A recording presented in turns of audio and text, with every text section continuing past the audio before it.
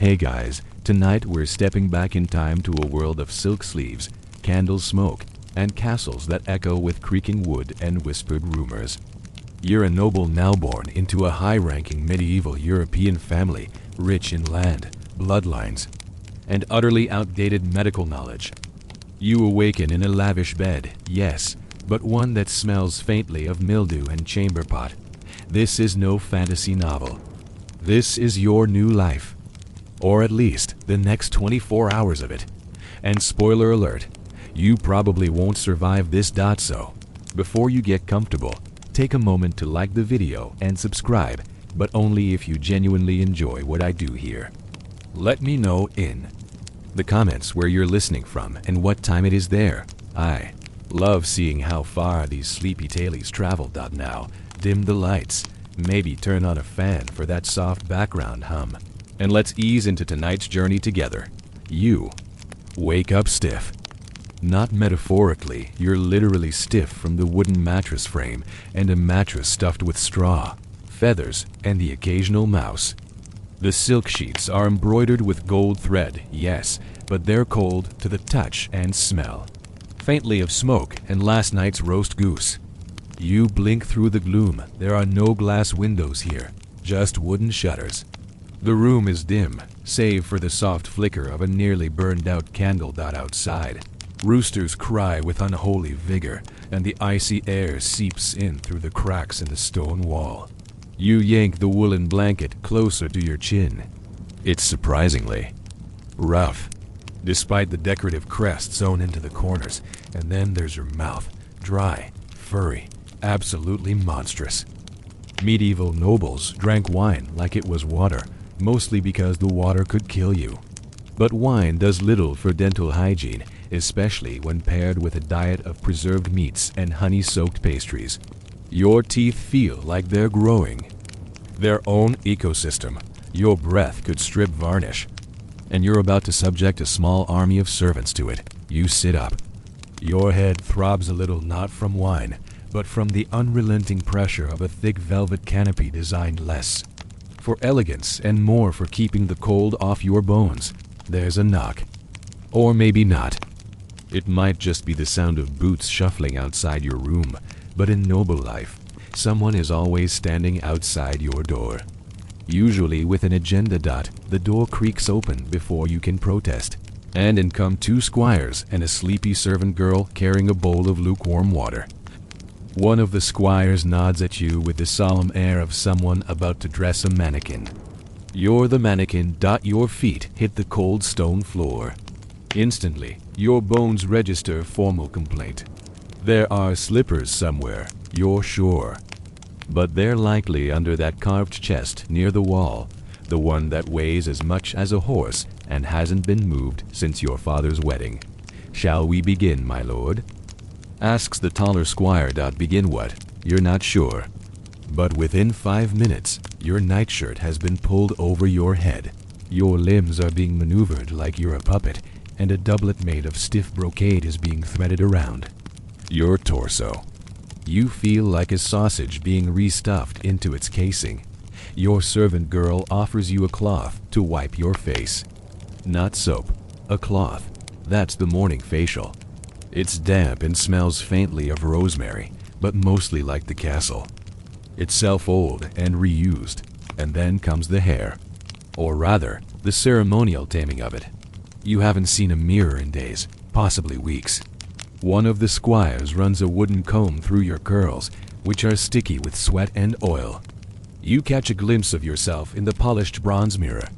You look like a cartoon villain who just woke up from a 10-year nap, now fully dressed.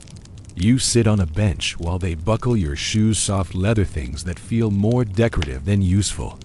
A splash of icy water on your face shocks you awake, and a dab of perfume is applied to your neck to mask the smell of, well, it's worth noting that while nobles did bathe more than peasants, that bar was buried 6 feet under. You last had a full bath during the harvest festival 8 weeks ago, and that was only because a distant cousin married into a minor Venetian banking family. Fancy guests meant soap.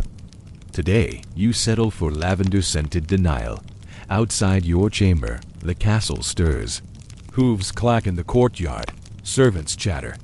In Middle English or Occitan or Latin, whatever they think will make them sound important.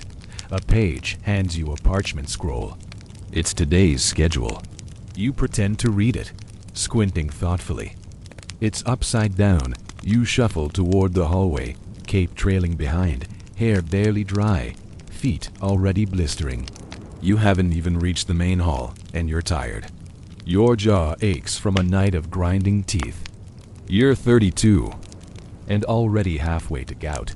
And don't look now, but the dog has followed you from your chamber. You don't own a dog. It might be the cook's. It might be possessed. Who knows? Still, you're a noble. You'll make it through the day. Probably. Maybe. Historians still argue whether nobles in the 14th century were truly pampered or just the best-fed prisoners in stone cages. But one thing's for certain, they never got to sleep in. The castle is already alive with the rustling of skirts, the thud of boots, and the gentle clink of pewter being stacked in preparation for a morning you're not remotely ready for. As you descend the worn stone steps in your absurdly narrow shoes, one of your servants whispers that your mother's confessor is waiting in the solar. Something about needing to discuss your spiritual inconsistencies. You sigh. It's not even breakfast. Before you can be dragged into any theological interventions, you make a sharp turn into the main hall. Not for safety, mind you, but for spectacle. Because as a noble, every hallway is a runway, and every audience, weather. It's a bored steward or a hungover night. Expect some kind of performance. You keep your chin up, your steps slow, your cloak arranged just so, even as your stomach protests with the angry hollowness of someone who hasn't eaten in 14 hours. Finally, you reach your chair. Not your throne, mind you. This isn't a royal court, it's just your manor. Still, the carved wooden seat with your family's sigil on the back is wide enough to be important, uncomfortable enough to discourage lingering, and strategically placed to ensure everyone can see your puffy morning face. And now, dressing round 2, because the doublet and hose you're wearing, that's just the underlayer. A noble doesn't appear at breakfast in only one outfit. Enter the valets again. This time, they bring a tunic with decorative embroidery so tight it looks like it's screaming. Over that, a belt, a capelet, a second belt, because symmetry. And the decorative dagger you never sharpen, that's for show. Real stabbing is handled by professionals. And then there are your sleeves. They're detachable, ridiculous, voluminous, the kind of sleeves that could store at least 2 pigeons in a small lunch.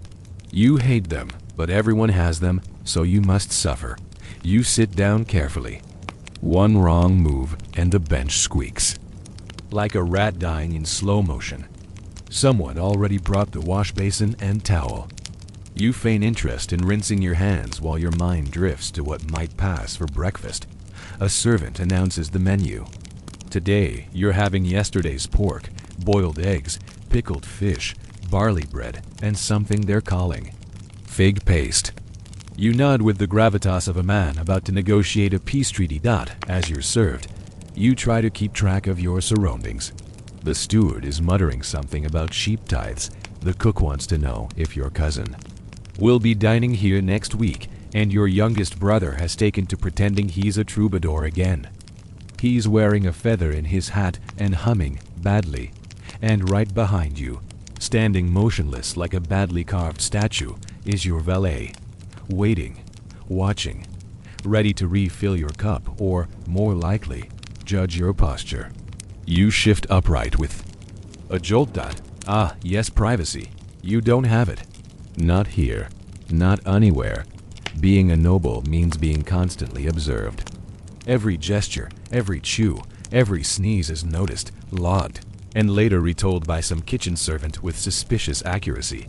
You once muttered that you hated parsnips.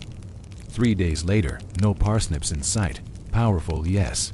Creepy, also yes. And so, as you chew through what might be eel disguised as something else, you nod wisely at the steward and mutter vague affirmations like, Let's revisit the barley issue, or indeed, their borders must be respected, even though you have no idea who they are. This is the secret to noble success, sounding intelligent while mentally counting how many days it's been since you've seen sunlight. Today's breakfast is also punctuated by visiting minor lords. One brings a hawk, another brings a book. Neither brings good news. Something about a tax dispute on the eastern border. Or maybe it's a sheep-stealing issue. Either way, you make the face of a man deeply concerned, which mostly involves squinting and slightly pursing your lips. Historians still argue whether noble breakfast meetings were mostly political or just awkward ways to assert dominance over morning eggs. You suspect the latter. Meanwhile, you watch the servants move silently in the background. They're like ghosts, efficient, ever-present, and terrifyingly aware of everything. One of them sets down a napkin, another refills your wine. Yes, wine. Again. It's still not 10 a.m. You take a sip.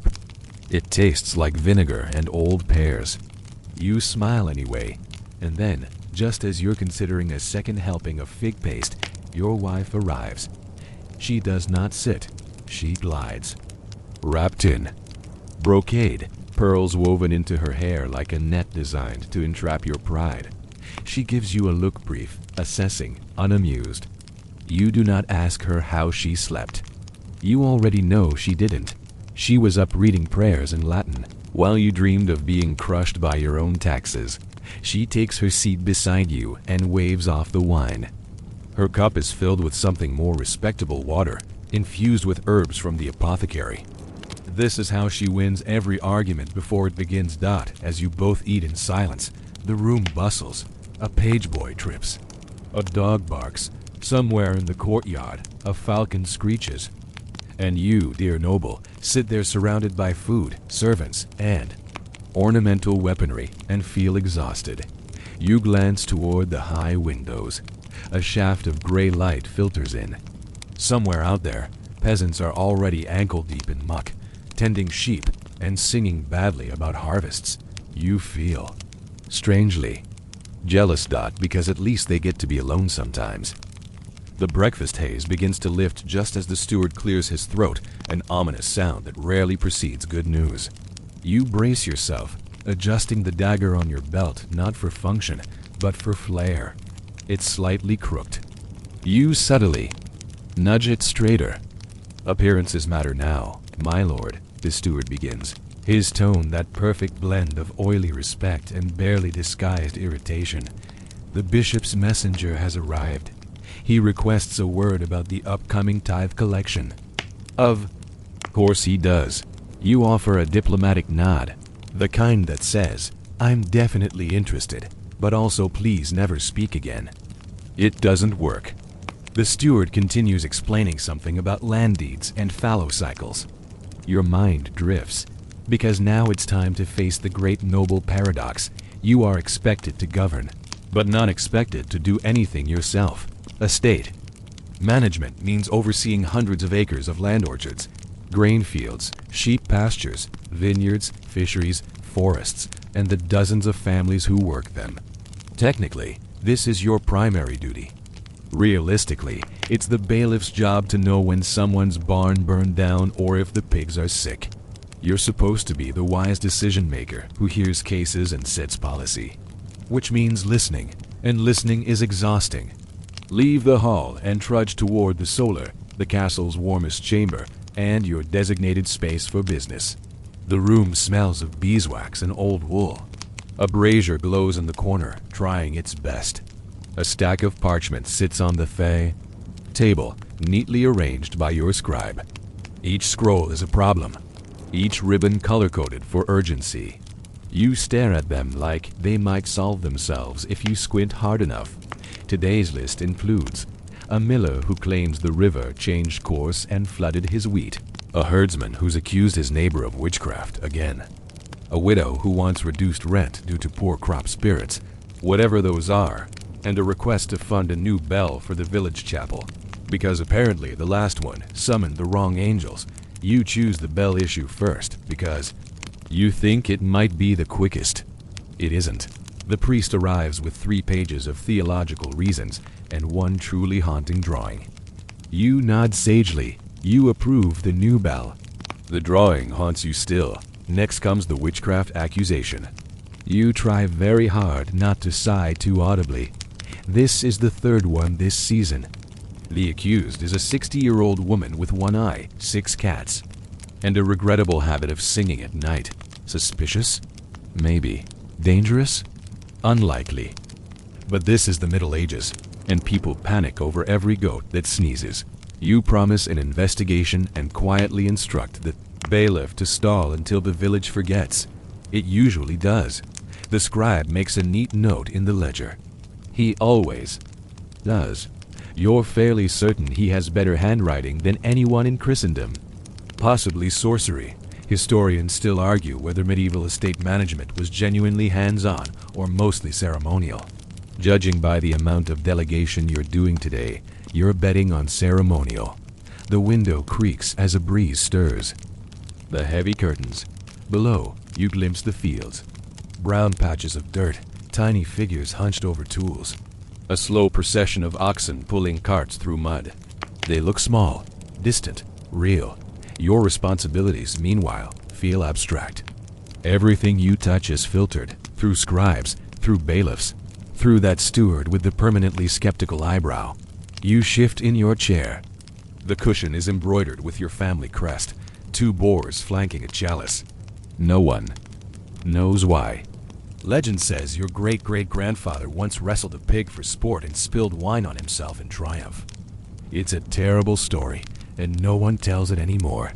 You glance at the hour candle. It's nearly burned through.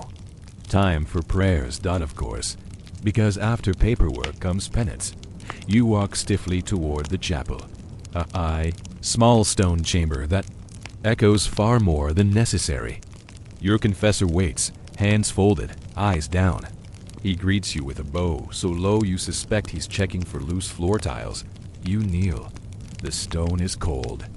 The words are colder. You confess a week's worth of mild sins, inattentiveness, envy, mild gluttony, and thinking ill thoughts about your brother's haircut. The priest nods, then lectures you on humility. You try not to roll your eyes. You succeed barely, and then comes the worst part. Latin. The prayers are in Latin. You know Latin, sort of. Enough to mumble the endings and hum through the confusing parts. You chant along. It echoes weirdly in your chest. Half holy, half hypnotic. By the end, your knees ache, your back throbs, and your stomach growls. Again, the confessor suggests you take communion. You smile and tell him you're fasting for reflection, which is noble speak for, I already ate 3 sausages and don't want the dry wafer. Back in your chamber, you collapse onto a bench and rub your temples. A servant enters with a scroll, another one. You wave it off. You are, technically, powerful, but also deeply tired. All the time. Being a noble is not about jousting or feasting or lounging in silks. It's about long hours, endless duties, and an army of people watching you fail at pretending you know what you're doing. You think about sneaking outside, maybe walking the perimeter, breathing fresh air. You also think about hiding in the wine cellar. Both options feel equally mature. You settle on the wine cellar idea for approximately 3 seconds before remembering your next pressing obligation, relieving yourself.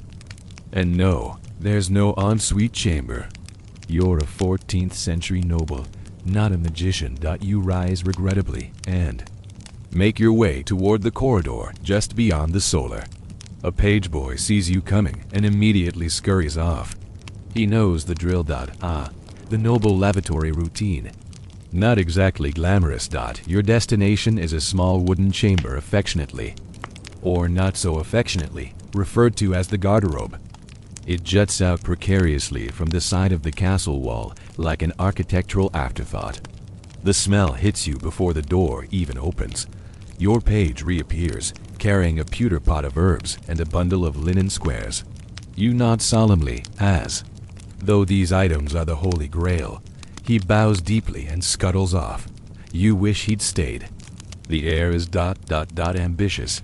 You duck inside and sit on the carved wooden plank, which has a hole, yes, just one cut into the center.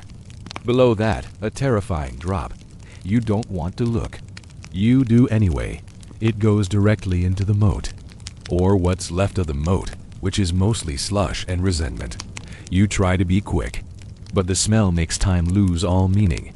There are dried sprigs of rosemary and lavender hanging by the door to help. But they've long since given up. This is the part of noble life the songs always skip. The toilet is cleaned periodically by the unfortunate soul known as the gong farmer. A job so foul that even peasants draw straws to avoid it. You've met him once. He didn't speak. Just stared into the distance like a man who's seen things. When you're finished, you wipe with a folded bit of linen, no toilet paper here, and toss it into a basket. That basket is taken away daily by someone who is, frankly, not paid enough. You wash your hands in a separate chamber where a servant pours warm rose water over your fingers. There's no soap, just a bowl. The ritual feels oddly ceremonial, like you've just completed a sacred act rather than, well, historians still argue whether nobles actually use the garderobe or preferred chamber pots. But chamber pots come with their own issues, namely requiring someone to carry them around like cursed trophies. Either way, privacy remains non-existent. And now that your business is done, it's time to return to everyone else's. You stride back into the main hall just as the steward is directing servants to light the torches. It's mid-morning, but the sky is gray and thick with mist. The castle, naturally dim, now looks like it's being slowly swallowed by a fog dragon. You pass two visiting monks arguing over scripture near the hearth and nearly trip over a dog, chasing what you hope is a rat. The floor is a mess of rushes, dried herbs, dropped bread, and things best left unidentified. Someone clears their throat behind you. It's the messenger from the bishop. He holds out a scroll, sealed with thick red wax and an unnecessarily large cross. You accept it with a nod that says, "Of course, I've been expecting this," despite having no idea what it is. You break the seal and squint at the contents. Latin, dense, aggressive Latin. You hand it to your scribe with all the grace of someone passing off a viper. Summarize. You murmur. He does. The bishop is requesting additional funds for the cathedral repairs, and for some reason, also a new donkey. You don't ask. You consider saying no, but saying no to the church is like refusing to tip your executioner. Unwise. Agree to the vay. Donkey, you say slowly, but tell him the cathedral ceiling must wait until Advent. The scribe makes a note. And then, before you can even sigh, your steward appears again. "There's a matter in the courtyard, my lord." You glance toward the arched entrance. Through the stone colonnade, you can just make out a group of peasants clustered near the gate. Some hold baskets. One is holding what appears to be a dead chicken. You raise a brow. They've brought their tithe, the steward explains, but they're disputing the amount. The miller claims the new measure is cheating him. Of course he does. The measuring bushel a wooden container used to calculate grain tax has allegedly been shortened. Again, you mentally file this under things that will never be resolved. You nod to the steward. Tell them I'll see them after noon prayers. This is your favorite trick. It buys you hours, and by then, half of them may have wandered off. For now, you return to your chamber. It's been freshly tidied by a maid who moves like a ghost and smells of dried oranges. Your desk has been reset, the fire is stoked, and there's a small tray with a few slices of quince and a chunk of cheese that looks like it's plotting something. You flop onto the wooden bench, elbow on the sill, and gaze out over your domain. Mist rolls off the trees. Sheep bleat in the distance. Somewhere, someone is yelling about pigs. You are the lord of all this. You are also very, very tired. Because nobody told you being a noble would mean sitting in a stiff chair all morning arguing about wheat, dung, and donkey requests. You thought it would be sword fights and feasts. You were very wrong. The bell tolls once, low and mournful, echoing through the damp corridors like a funeral announcement for your free time. It's the signal for midday prayers, which means everything must grind to a holy halt. You rise from the bench by the window. With a groan, your knees don't so much bend as complain, and smooth your sleeves again, out of habit more than necessity. You've adjusted your sleeves more times today than made actual decisions. You're starting to suspect nobility is 60% fabric management. You make your way to the chapel, a squat stone room tucked into the east wing. It smells, as all chapels do, of beeswax, old incense, and the barely there musk of damp stone. There's a stained glass window depicting a vaguely judgmental Saint Michael, though the face is smudged from years of wind and smoke and whatever unspeakable accidents happened. Before glass was sacred, the chapel is already half full. Your wife kneels in the front row, as always, posture perfect. Your brother slouches in the back, pretending to read a psalm while actually tracing dirty words into the edge of a pew with his thumb. You sigh and take your seat somewhere in the middle. This is the safest spot. Not so pious it seems performative. Not so casual it looks disrespectful. The priest begins in Latin. Again, the same chants, the same mumblings. You mouth the words with the blank precision of someone reciting a long-forgotten school pledge. Your mind drifts. It always does.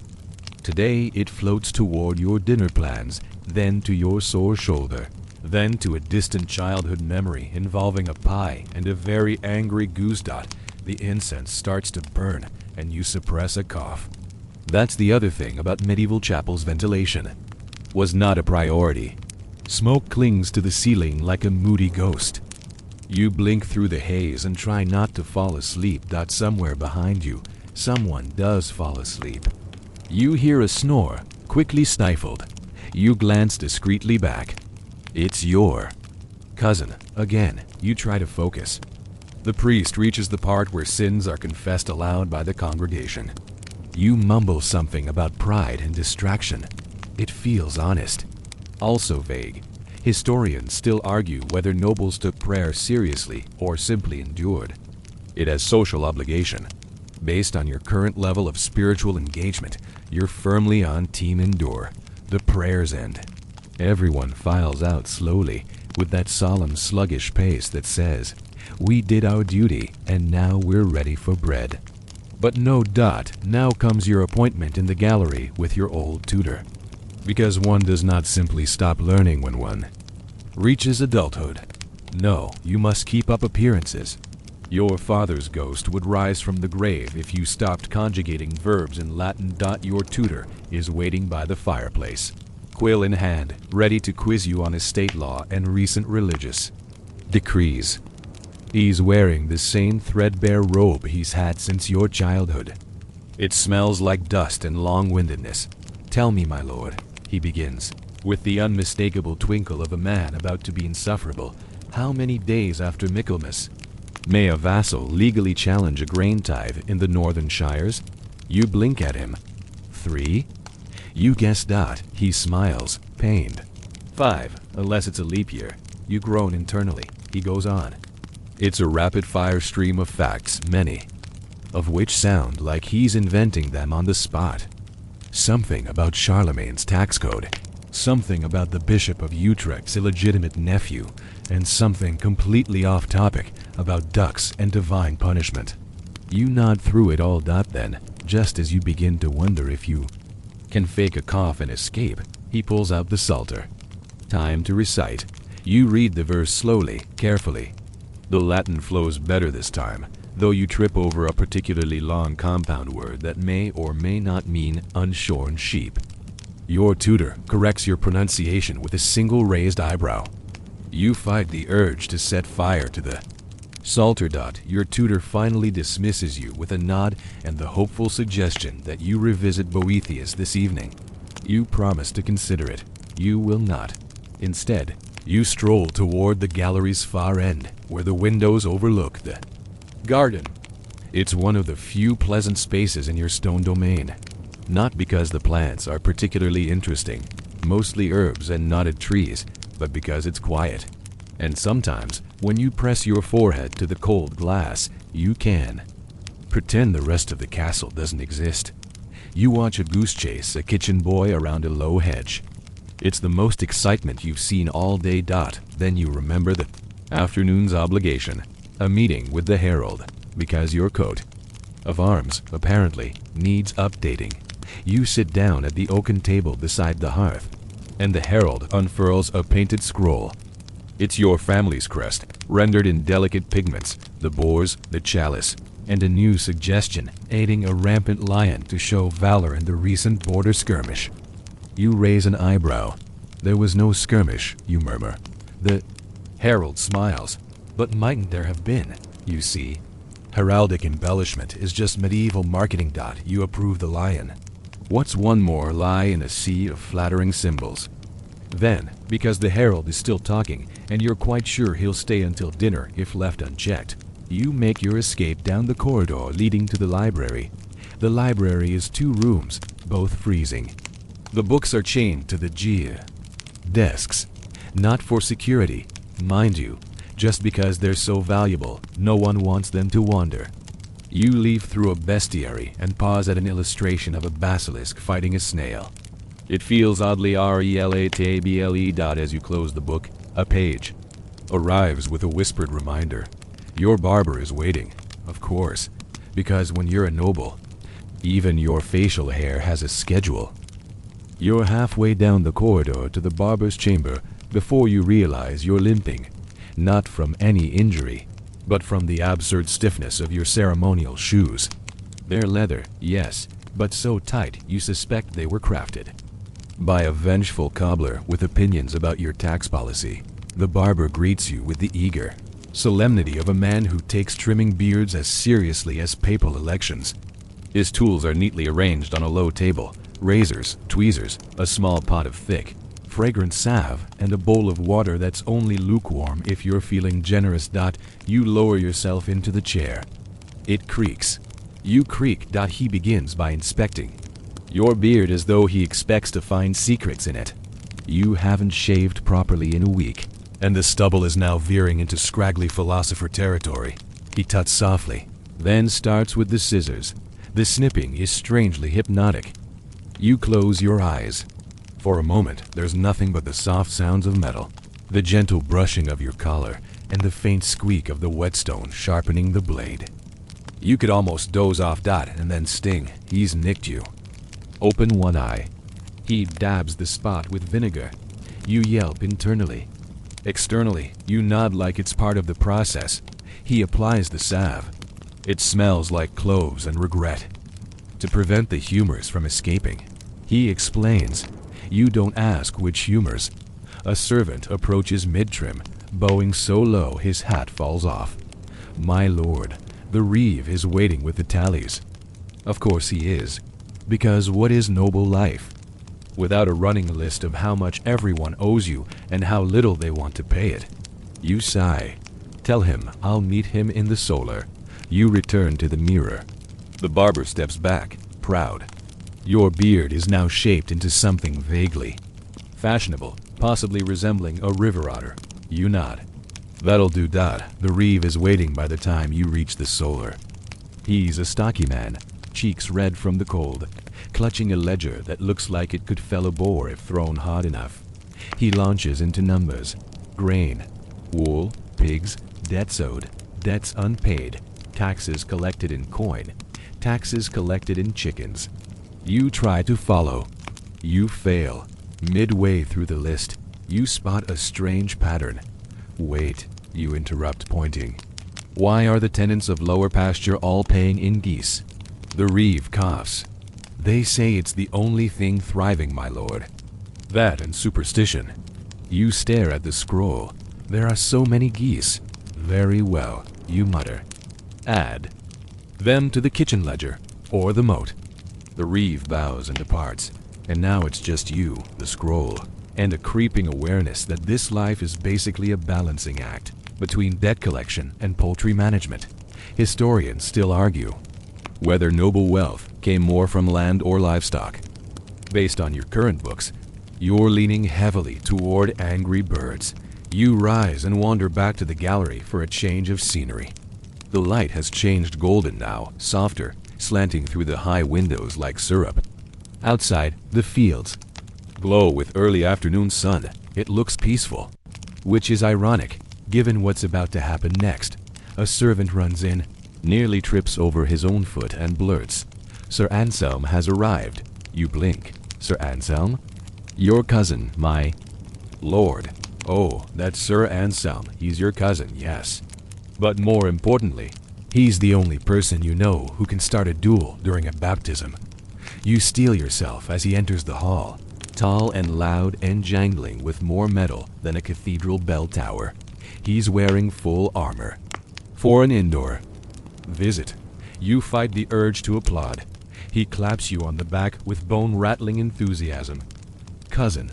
He roars. You look pale. "Still avoiding duels?"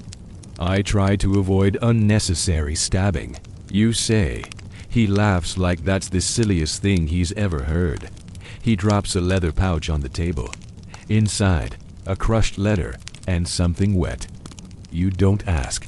"I've come from the borderlands," he announces. "Trouble's brewing. Thought you'd like to sponsor a few riders, or a feast, or both, of course." That's what this is. You're being hit up for money. You nod slowly, thinking. You need to offer something without emptying the estate coffers. "I'll provide 2 horses, you say. "And 4 goats." He looks mildly offended. "Goats?" "They're thriving." You mutter. He stays for wine. Naturally. You pour sparingly, while he regales you with tales of bandits, curses, and an innkeeper who turned out to be a disguised hedge wizard. His words. Your mind wanders again. To taxes, to prayers, to goose surplus, and most pressingly, to how badly you want to lie down for 10 minutes without being summoned by someone in a robe. Eventually, Sir Anselm departs, his armor scraping like an avalanche in a metal factory. You watch him leave and whisper a prayer for the innkeepers of wherever he's going next. Finally, there's a lull.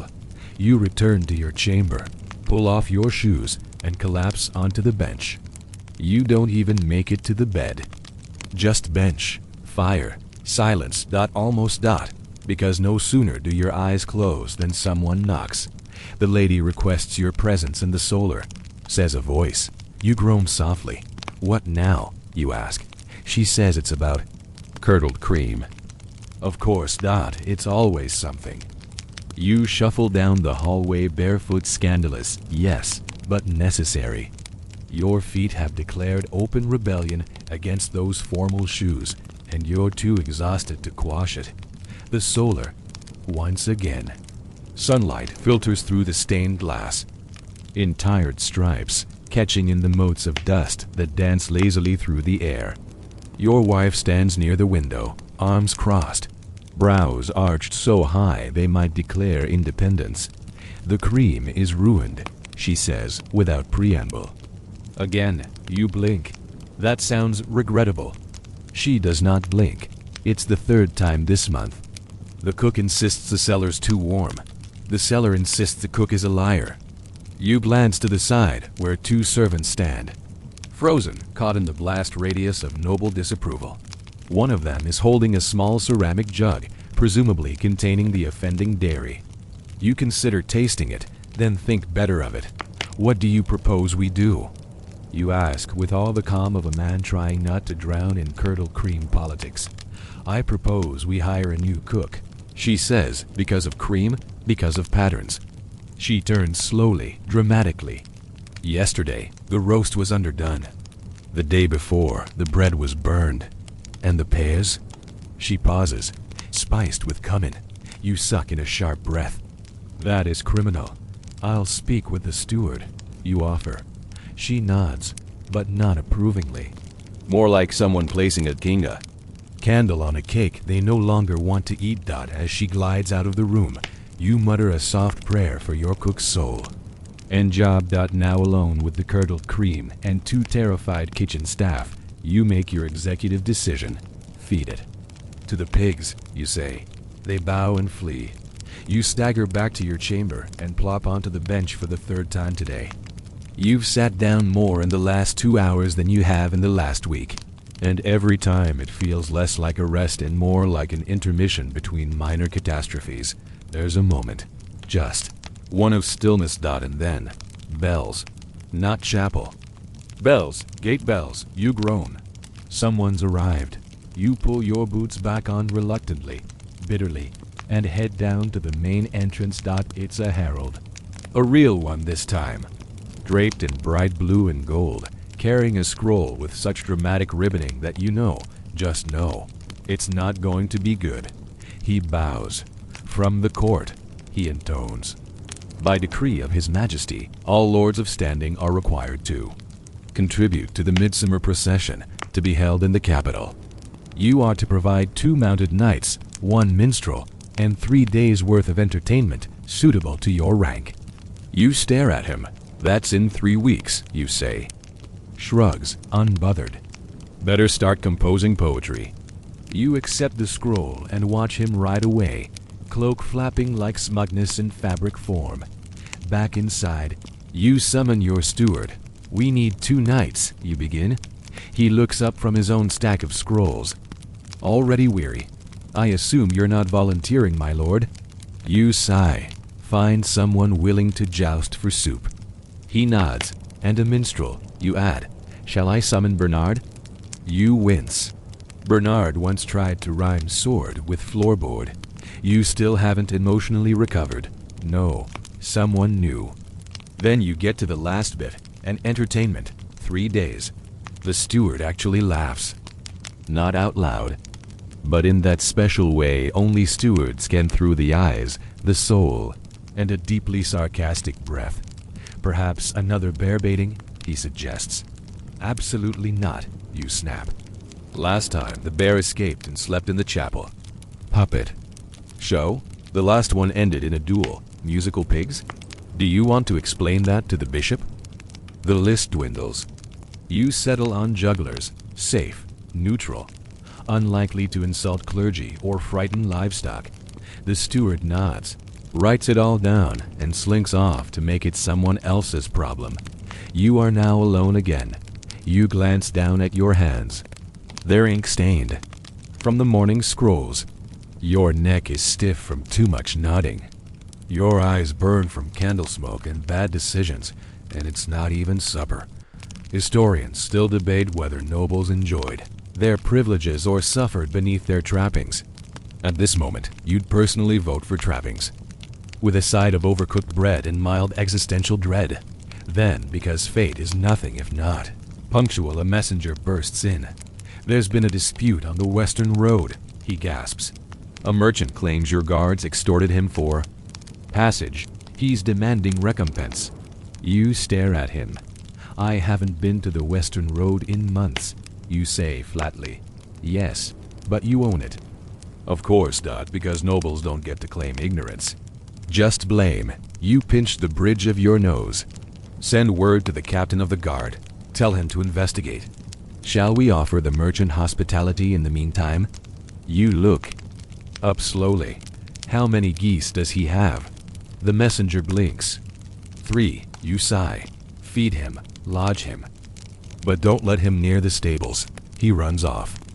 Probably to forget everything you just said. And you head to the chapel for a second time today. Not for prayer. Just for the silence. It's the only place no one thinks to follow you. The chapel door creaks softly as you slip inside, a gentle protest that briefly echoes through the stillness. It's cold stone, always is, but at least it's quiet. No scrolls, no cousins, no curdled cream conspiracies. The altar candles are still burning, casting long, sleepy shadows against the walls. A single stained glass angel watches over you, colors muted in the dim afternoon light, as if even the saints are tired of the day. You sit in the rear pew. It's not meant for you. Technically, you have a private prayer bench closer to the altar, but no one's here to judge. Or so you think. I see you survived the cream crisis, says a voice beside you. You flinch. It's your wife. She glides into the pew like a whisper, hands folded neatly in her lap. I thought I'd find you hiding in the wine cellar, to be honest. You give her a sideways glance. I considered it. But the barrel lids are too small for dramatic brooding. She allows a slight smile. The Reeve says you approved 40 geese today. 42, you correct. 2 were unsolicited gifts. She sighs, then glances toward the altar. You know, I thought being a noble would feel more impressive. You snort softly. You thought wrong. The two of you sit in rare companionship. No shouting, no servants. Just stone walls creaking. Wood, and the faint sound of someone sweeping somewhere very far away. Then a sound interrupts your moment of semi-peace. Footsteps. Heavy, measured, metal. You don't need to turn around. You already know who it is. Sir Dorian. The most aggressively polite noble you've ever met.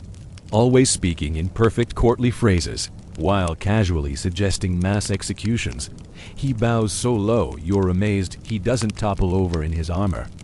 My lord, my lady. Sir Dorian, your wife murmurs, face unreadable. I regret the interruption. He says, not regretting it at all, but there's a matter requiring immediate tact. That can't be good. What is it? You ask, standing slowly. He straightens. There's been a development at court. News arrived just now by courier. The king's appointed a new tax auditor, one with teeth. You blink. Real teeth? Political ones. Even worse. Apparently, there are rumors circulating about misallocated tithe payments among the Western nobles. Your name has been mentioned. Your stomach drops. By whom? Sir Dorian shrugs. The usual shadows. You exchange glances. With your wife, who looks only mildly amused. So, she says, someone finally noticed the paperwork fire that is your Western accounts. They're not that bad, you mutter. They're mostly drawn in crayon, she replies. You sigh. What do I need to do? Show your face, says Sir Dorian. Attend court next week. Be charming. Look confused. Cry a little if needed. Excellent, you say dryly. I'll bring onions. He bows again and leaves, boots echoing. Dramatically, as if auditioning for a history play, you slump back into the pew. Your wife leans closer. Tell me, she whispers. Is this the part where you finally cry in a chapel? Not unless they send another letter, you mutter. And with that, you both sit a little longer, letting the quiet stretch. For just a moment, it feels like you're not lords and ladies. Just two people sitting in a cold room wondering how your lives got so tangled in parchment and poultry. Eventually, a bell chimes again. Time to return to duty. You part ways at the chapel door, your wife sweeping toward the garden to supervise the herb harvest, and you turning toward the main hall where the next ordeal awaits, the royal courtier dinner. Planning committee, you enter the side chamber reluctantly, greeted by a group of minor nobles and professional flatterers who bow excessively and then argue over candle placement. The seating chart is being drawn with all the seriousness of a military campaign. Lord Forthwith cannot sit beside Lady Craven, says one, as she insulted his dog 3 years ago. And the minstrel cannot face north, says another. For spiritual reasons, you take a breath, count to 10. Consider faking the plague. Instead, you mutter, just make sure the food is hot, the wine is flowing, and nobody dies unless it's planned. A scribe nods, frantically scribbling. Historians still argue whether noble banquets were grand affairs or barely managed chaos with good lighting. You're starting to believe it's both. The committee disperses after another hour of intense napkin folding debates. You remain seated, watching the candles melt and wondering how your life became a rotating door of arguments about poultry, poetry, and place cards. A page appears. My lord, the falconer requests your attention. You stare. Why? It's about Gideon, he says. Oh no, you know Gideon. He's your prized falcon. Noble, proud, and completely psychotic. He's taken a swan. You blink. A what? A swan, my lord. From the bishop's pond. Of course, you get up slowly. Your knees crack. Your resolve cracks harder. Because if this day gets any more absurd, you'll need a jester just to explain it to future generations. You mutter, "If anyone needs me, I'll be wrestling a bird of. Prey off sacred waterfowl." And then you walk out into the foggy courtyard, one noble step closer to madness. The courtyard greets you with a gust of wind, thick with the smell of damp hay, singed feathers, and something distressingly floral. The falconer is pacing in frantic circles near the stables, his wide-brimmed leather hat askew and one glove visibly shredded. You don't need to ask what happened. He sees you, bows with more panic than grace, and stammers, "My lord." He's still on it. Gideon is still on the swan? You ask. Yes, he nods. Refuses to release. He's nesting. Nesting. Your prized falcon descendant of imperial hunting birds, a beast presented to your grandfather by a minor Polish duke during an eclipse, is now squatting victoriously atop the bishop's favorite mute swan like a feathered warlord. You approach the pond. Slowly. There, floating with the serenity of a painting gone wrong, is Gideon, beak raised, wings flared, perched proudly atop the mortified swan, who floats in stunned silence. It's majestic. It's horrifying. You consider sending for the bishop to apologize in advance, or possibly flee the country. Instead, you turn to the falconer. "Do we have any bait?" "Raw liver," he says quickly, "and regret." "Bring both." He runs. You squat near the water's edge. Gideon eyes you, unblinking, as though you are the embarrassment. "Get off the bird," you whisper. He does not. The falconer returns, offers a strip of meat on the glove, and coos in falcon ease. Gideon considers it. Considers you. Considers. The swan. Then blessedly, he takes off. The swan paddles away, ruined in spirit, but intact in form. Crisis. Narrowly avoided. You exhale, only to be interrupted by another page boy, who skids into the courtyard like a stone on ice. "My lord." He wheezes. "A letter." You blink. "Now, it's from your aunt." You wince. Your aunt is not just any aunt. She's the aunt. The one with the estate 3 valleys over, the permanent scowl, and a family of small dogs with names longer than most. Prayers. You take the scroll. Unfurl it. It smells of lavender and judgment. She's inviting herself to stay, indefinitely, along with her dogs and her harpist, and a monk for spiritual anchoring. You sit on the edge of the well and stare into the abyss. It stares back. It's at this point you realize you haven't actually written anything today. Dictated? Yes. Nodded at. Absolutely. But pen something with your own hand. Not once. And yet, you're expected to compose at least 2 formal responses before dinner. One to a neighboring lord regarding a property boundary dispute involving an unfortunate fence and a wandering cow. The other to the cathedral, explaining why their ceiling might still be missing a cherub fresco. You return to the solar again and find your scribe already prepared. Ink pot open, quill sharpened, expression deeply neutral. You begin dictating the first letter, voice flat from fatigue. "To Lord Everwick," you say, "regarding the matter of the cow. Assure him we take all property disputes seriously, especially those involving dairy. Suggest a joint meeting, perhaps next month, or next year." The scribe writes with calm efficiency. You begin the second. To the bishop's steward express deepest apologies for the cherub delay. Blame weather, artist's illness, divine intervention. Offer a donation, something symbolic. Like a goose? The scribe asks. You glare. He does not smile. With letters sealed and dispatched, you sink into the chair by the fire. Your brain is porridge. You try to rest your eyes, but a knock comes. Again. Always. This time, it's the castle's. Master at arms. He bows. "My lord, the guards wish to discuss patrol rotations. They feel the current night shifts are unfair." You blink slowly. Unfair? How? "Too cold," he says. "They suggest taking turns standing inside the guardhouse near the fire." You stare. "It's a guard post," you say. The entire point is that it's outside. Yes, my lord. And if we let them warm themselves all night, who's guarding anything? The door, he offers helpfully. You inhale. Tell them. You say slowly.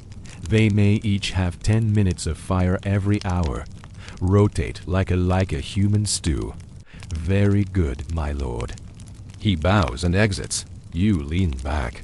1,000. Small decisions a day, and not one of them has involved gold, glory, or anything remotely resembling what they sing about in ballads. Historians still argue whether nobles were administrators or glorified bureaucrats with better hats. Your current outfit would support either conclusion. A fire crackles, gently nearby. You close your eyes for a moment. Only for a moment. You're jarred awake, 10 minutes later by the sensation of a cat landing in your lap. You look down. It's the T. Castle Mouser. You didn't even know you had one. It stares at you, then sneezes. A servant enters quietly. Evening meal will begin shortly, my lord.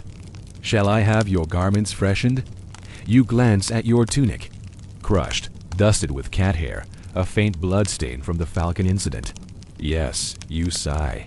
Something less goose adjacent. Very good, my lord. You pet the cat absently. It immediately bites you and leaves. Typical. And with that, you rise once more, straighten your spine, and prepare to face dinner. Because you're a noble, and it never ends. Dinner is not so much a meal as it is a ceremony one that unfolds with all the grace and rigidity of a royal chess match, played entirely by people pretending they understand the rules. You enter the great hall to the soft groan of old wood, the murmur of conversation, and the unmistakable scent of something boiled a little too long. The long table has been set with pewter plates, wooden trenchers, and a centerpiece that seems to be made of stale bread, apples, and a very tired pheasant. Everything is exactly where it should be. Which, of course, is the problem, because dinner isn't just about food. It's about where you sit, who you're seated beside, and how convincingly you pretend to enjoy both. Your steward greets you at the door with a tight smile. Your aunt has arrived. You blink. She brought the dogs. You nod. And the harpist. You nod again. And a second harpist. For harmony. You stop nodding. She enters at that exact moment, swanning into the hall with the kind of practiced elegance that only comes from years of silently judging absolutely everyone. Her hat is taller than several of your servants. One of her dogs is wearing shoes. You bow. She kisses the air near your cheek. My dear boy, she says. You look exhausted. Has the gout reached your eyebrows yet? You manage a thin smile. Not quite, but I feel it approaching. She nods sagely.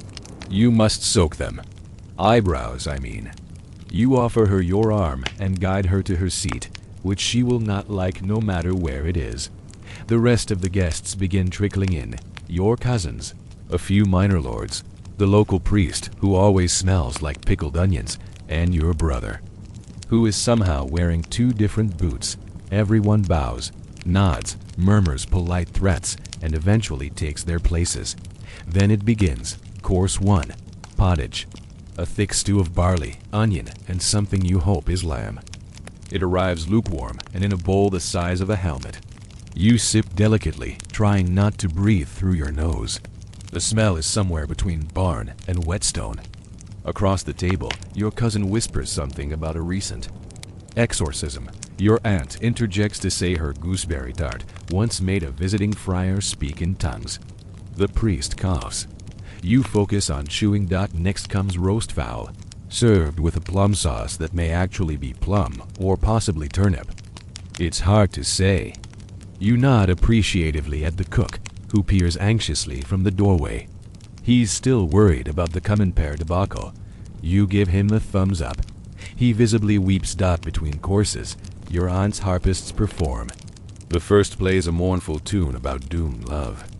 The second attempts a harmony, fails, and then blames the humidity. You sip your wine. It's slightly less vinegary than usual, which is saying something. The cupbearer bows each time he refills your goblet. which means you can't decline without. Looking rude. You're already mildly tipsy by the third course. That course, by the way, is stuffed eel pie, a delicacy in some places, a warning in others. The crust is beautiful. The contents are ... surprising.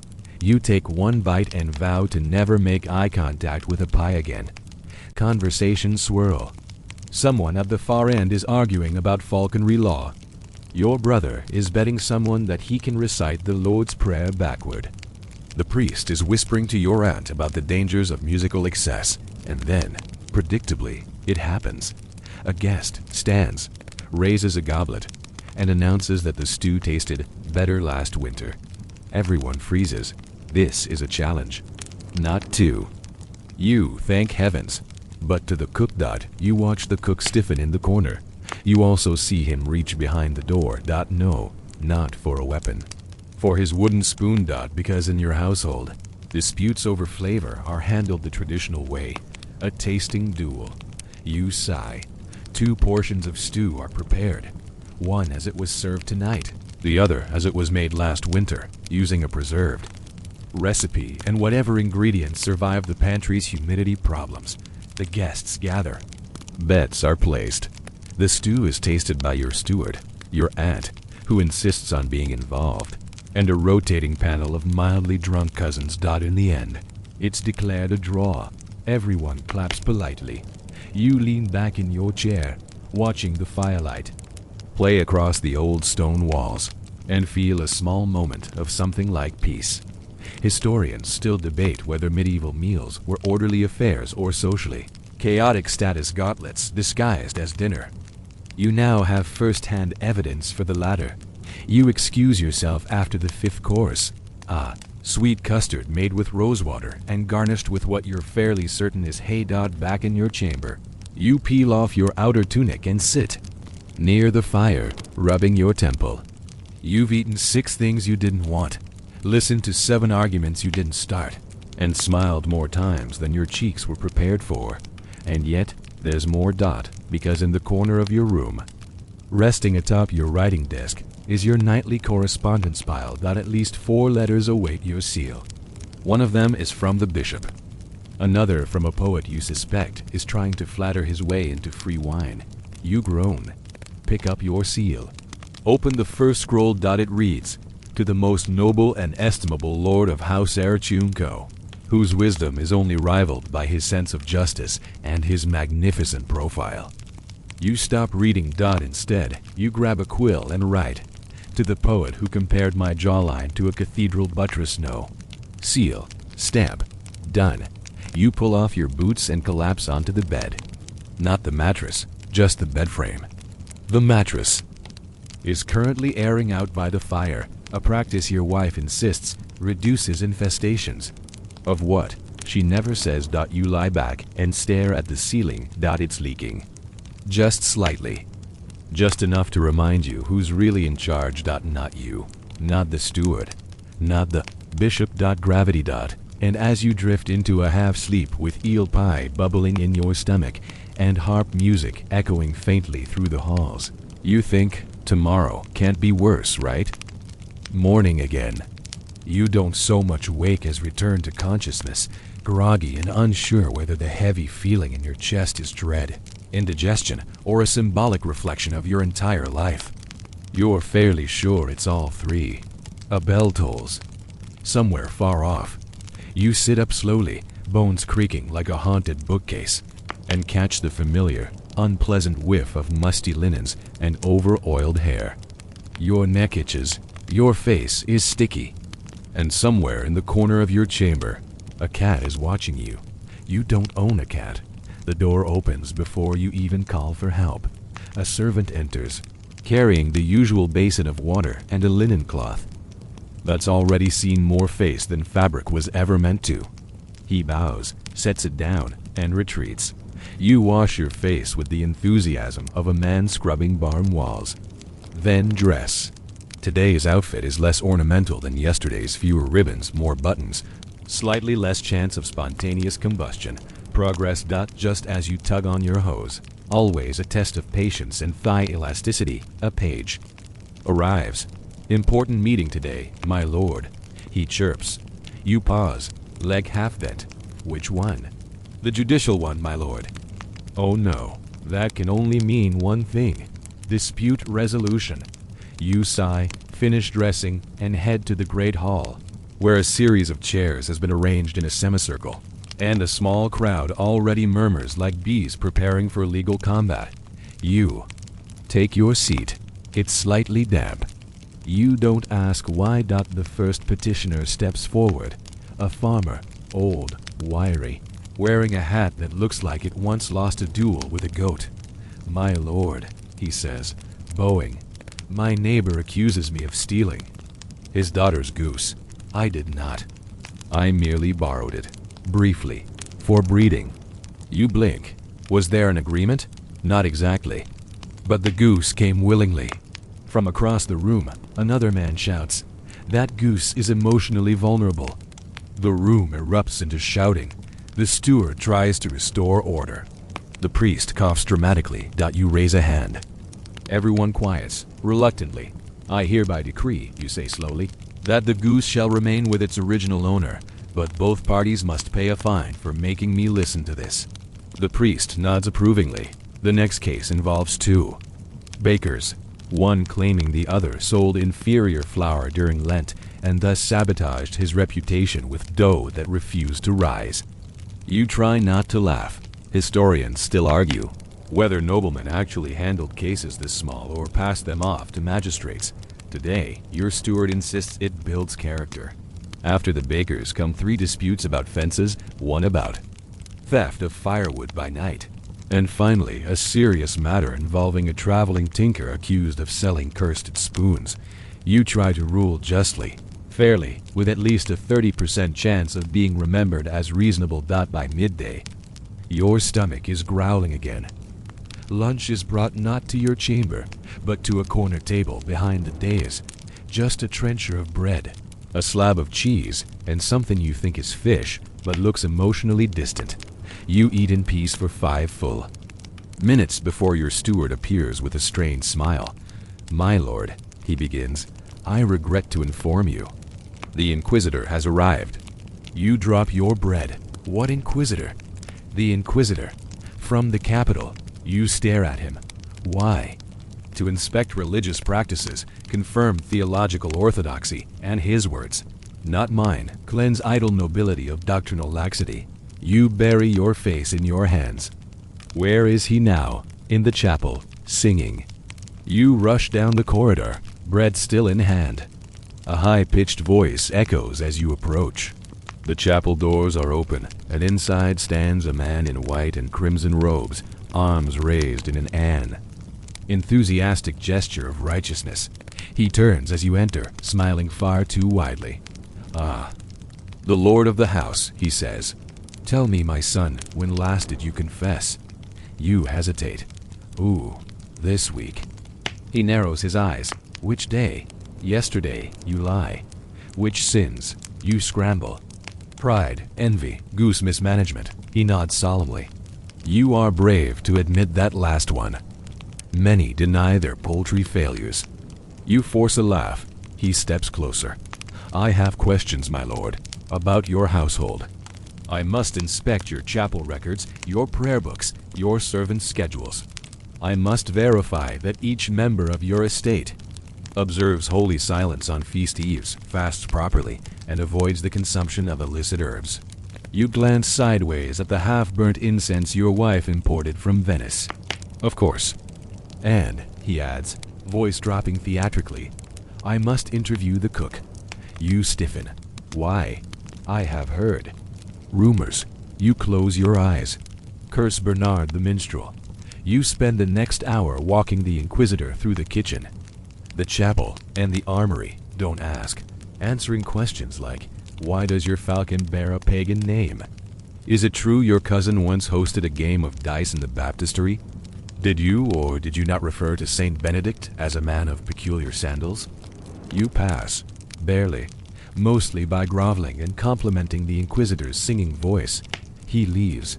Eventually, promises to send a summary scroll and a copy of his spiritual memoirs. You nod like you'll read them.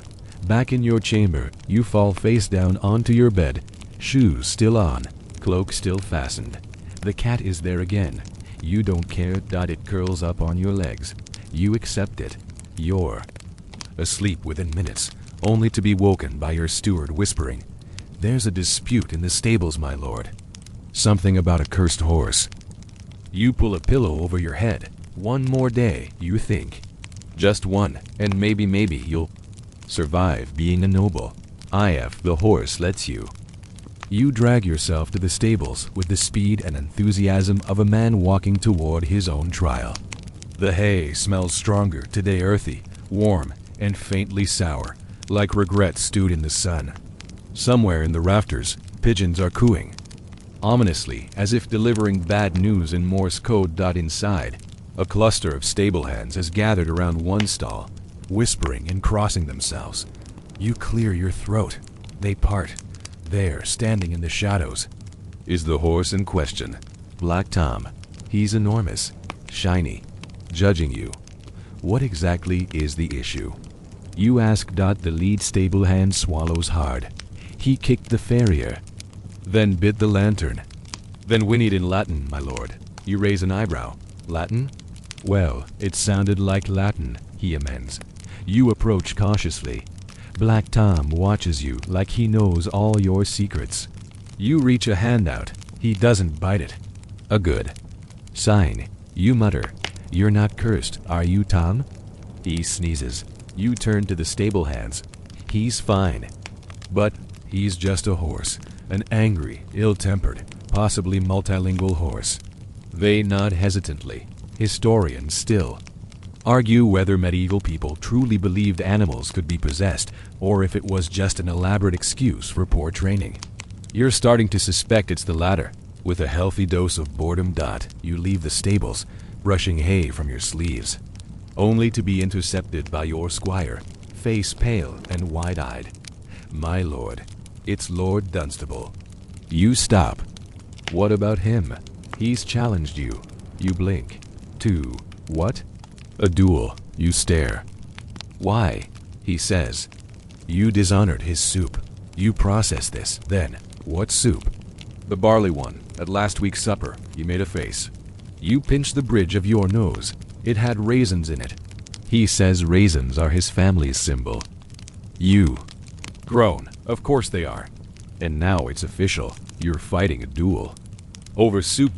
The steward insists you follow protocol, so within the hour, a field just outside the manor has been hastily cleared, and your tailor is summoned to fit you with a suitable outfit. You're told it must be somber yet noble, mobile yet flattering. You end up in a dark green doublet with gold trim and sleeves so long you could use them to climb a tower. Your boots are polished. Your hair is reluctantly combed. You are ready. Sort of. Your opponent, Lord Dunstable, arrives on horseback, wearing a red tunic and a scowl. He is flanked by his retainers, each wearing slightly too much jewelry for a weekday. He dismounts with the grace of a drunken bear. Lord R, he bellows, "You mocked my ancestral barley tradition. I demand satisfaction." You raise an eyebrow. You added raisins to a meat stew. Raisins, he says, represent the sweetness of suffering. Of course they do. Your second step forward. The rules are reviewed. First blood only. Swords, not daggers. No interference from monks. You take your stance, sword in hand. Legs already sore from crouching slightly. Dunstable grunts and charges. He's surprisingly fast for a man who once got winded climbing stairs. The blades clash. It is, if you're honest, less of a duel and more of an awkward metal ballet. You circle, you parry, you try not to trip on your own cloak. He swings wildly. You duck and hear his sword whistle through the air, taking with it a clump of your hair. You return with a light slash to his forearm. He yelps, drops his sword. The steward raises a hand. First blood. Duel concluded. Everyone cheers politely. Dunstable grumbles, then thrusts his injured arm toward you. "I respect your wrist control," he mutters. "Thank you. I practice on soup spoons. He chuckles. Perhaps you'll dine with me next week. You smile. Only if you promise fewer dried fruits. He laughs. You shake hands. He leaves. And just like that, the duel is over. No one's dead. You didn't ruin your boots. Victory. You return to the castle, a minor hero, until the steward catches you at the gate. The bard wants to perform the duel for tonight's feast. Which bard? Bernard. You groan. Tell him no raisins. The steward nods. He'll be crushed. Back in your chamber, you change out of the duel attire and into something more comfortable. A woolen robe and socks that don't match. The cat jumps onto your lap again. You let it stay. Dinner that night is subdued. The cook has outdone himself, possibly fearing for his job. No eel pie, no dubious custards, just roast beef, soft bread, and a warm stew without surprises. Bernard the bard still performs, but he sings about the duel using vague metaphors involving thunder, honor, and an ocean of golden sorrow, which might be a poetic stand-in for soup. The guests nod approvingly. Your aunt openly weeps. You sip your wine and smile. Not bad, you think. No fires, no falcons, no inquisitors. Just a duel, a bard, and a peacefully silent cat. You even laugh a little when the bishop's steward accidentally sits on a lute. Historians still argue whether duels among nobles were about honor or ego. Tonight, you suspect it was mostly boredom. You retire early, full and oddly satisfied. As you lie in bed, you hear rain tapping gently on the window shutters. It's soft, calming. The cat purrs. You smile again. Maybe, just maybe, tomorrow will be quiet. Then a knock. My lord, says a voice behind the door. A cow has given birth in your wine cellar. Of course it has. You stare at the door, blinking slowly. There's a long pause before you respond. A cow, you repeat. Yes, my lord, says the voice on the other side, muffled slightly by the thick wooden door, in the wine cellar. You sit up in bed. The cat, sensing incoming chaos, immediately leaps down and disappears into the shadows like a veteran of this nonsense. You swing your legs over the side of the mattress, groaning as your knees protest. You're not sure if they're sore from dueling, dining, or simply existing. You reach for your robe, the warm wool, comforting, if not particularly noble looking. As you shuffle toward the cellar. Lantern in hand, you try to recall how exactly a full-grown cow managed to get into the wine cellar. It's underground, through a narrow passage, past a reinforced door. When you arrive, the mystery remains intact. The cow is there. Very much there. She's lying calmly on a bed of hay that wasn't there yesterday, surrounded by a collection of wine barrels and 3 absolutely stunned cellar boys. At her side, a brand new calf, wobbly, damp, and blinking in the flickering lantern light like it was just born into a terrible misunderstanding. One of the boys bows low, still holding a bucket. She wandered in last night during the rain, my lord. We meant to lead her back, but she looked so determined. You stare at the cow. The cow stares back. Well, you mutter, at least she didn't pick the chapel. You kneel briefly, check the calf. Healthy, breathing, already trying to stand. You let out a breath and run a hand through your hair. The wine barrels seem undisturbed. You realize this will become a legend. You tell the cellar boys. Yes, my lord, songs will be written. We already started one of them whispers. It rhymes calf with carafe. You groan. Get the cook. Tell him we need warm mash for the mother. And tell Bernard if he touches this story, he's exiled to the goat barn. You leave them to it and climb the stairs slowly, lantern bobbing at your side. The first light of dawn is peeking through the high windows now, casting gold over the halls. You could go back to bed. You won't, because waiting in your chamber is your wife. Already dressed, already awake. She raises a single eyebrow as you enter. wine cellar birth. She asks, you nod. She closes her eyes. Of course. She doesn't ask more. There's no point. The logic of noble life has long since dissolved into something resembling a surrealist painting. Instead, she hands you a scroll. You break the seal. It's a formal invitation to a marriage alliance meeting with House Rivenmark, one of the oldest and most eccentric noble families in the region. Their eldest daughter, Lady Isabel, is unmarried. Their son, Lord Thaddeus, has been exiled for intellectual crimes. No one knows what that means. They want to merge lands. Your wife says simply, they always want to merge lands. You sigh. They're bringing a harpist. Of course they are. And an astrologer. You pause. Still doing the comet readings thing? Worse, they've upgraded to goose entrails. You set the scroll down. How formal is the meeting? Very. Cloak formal? She nods. So that's your morning now.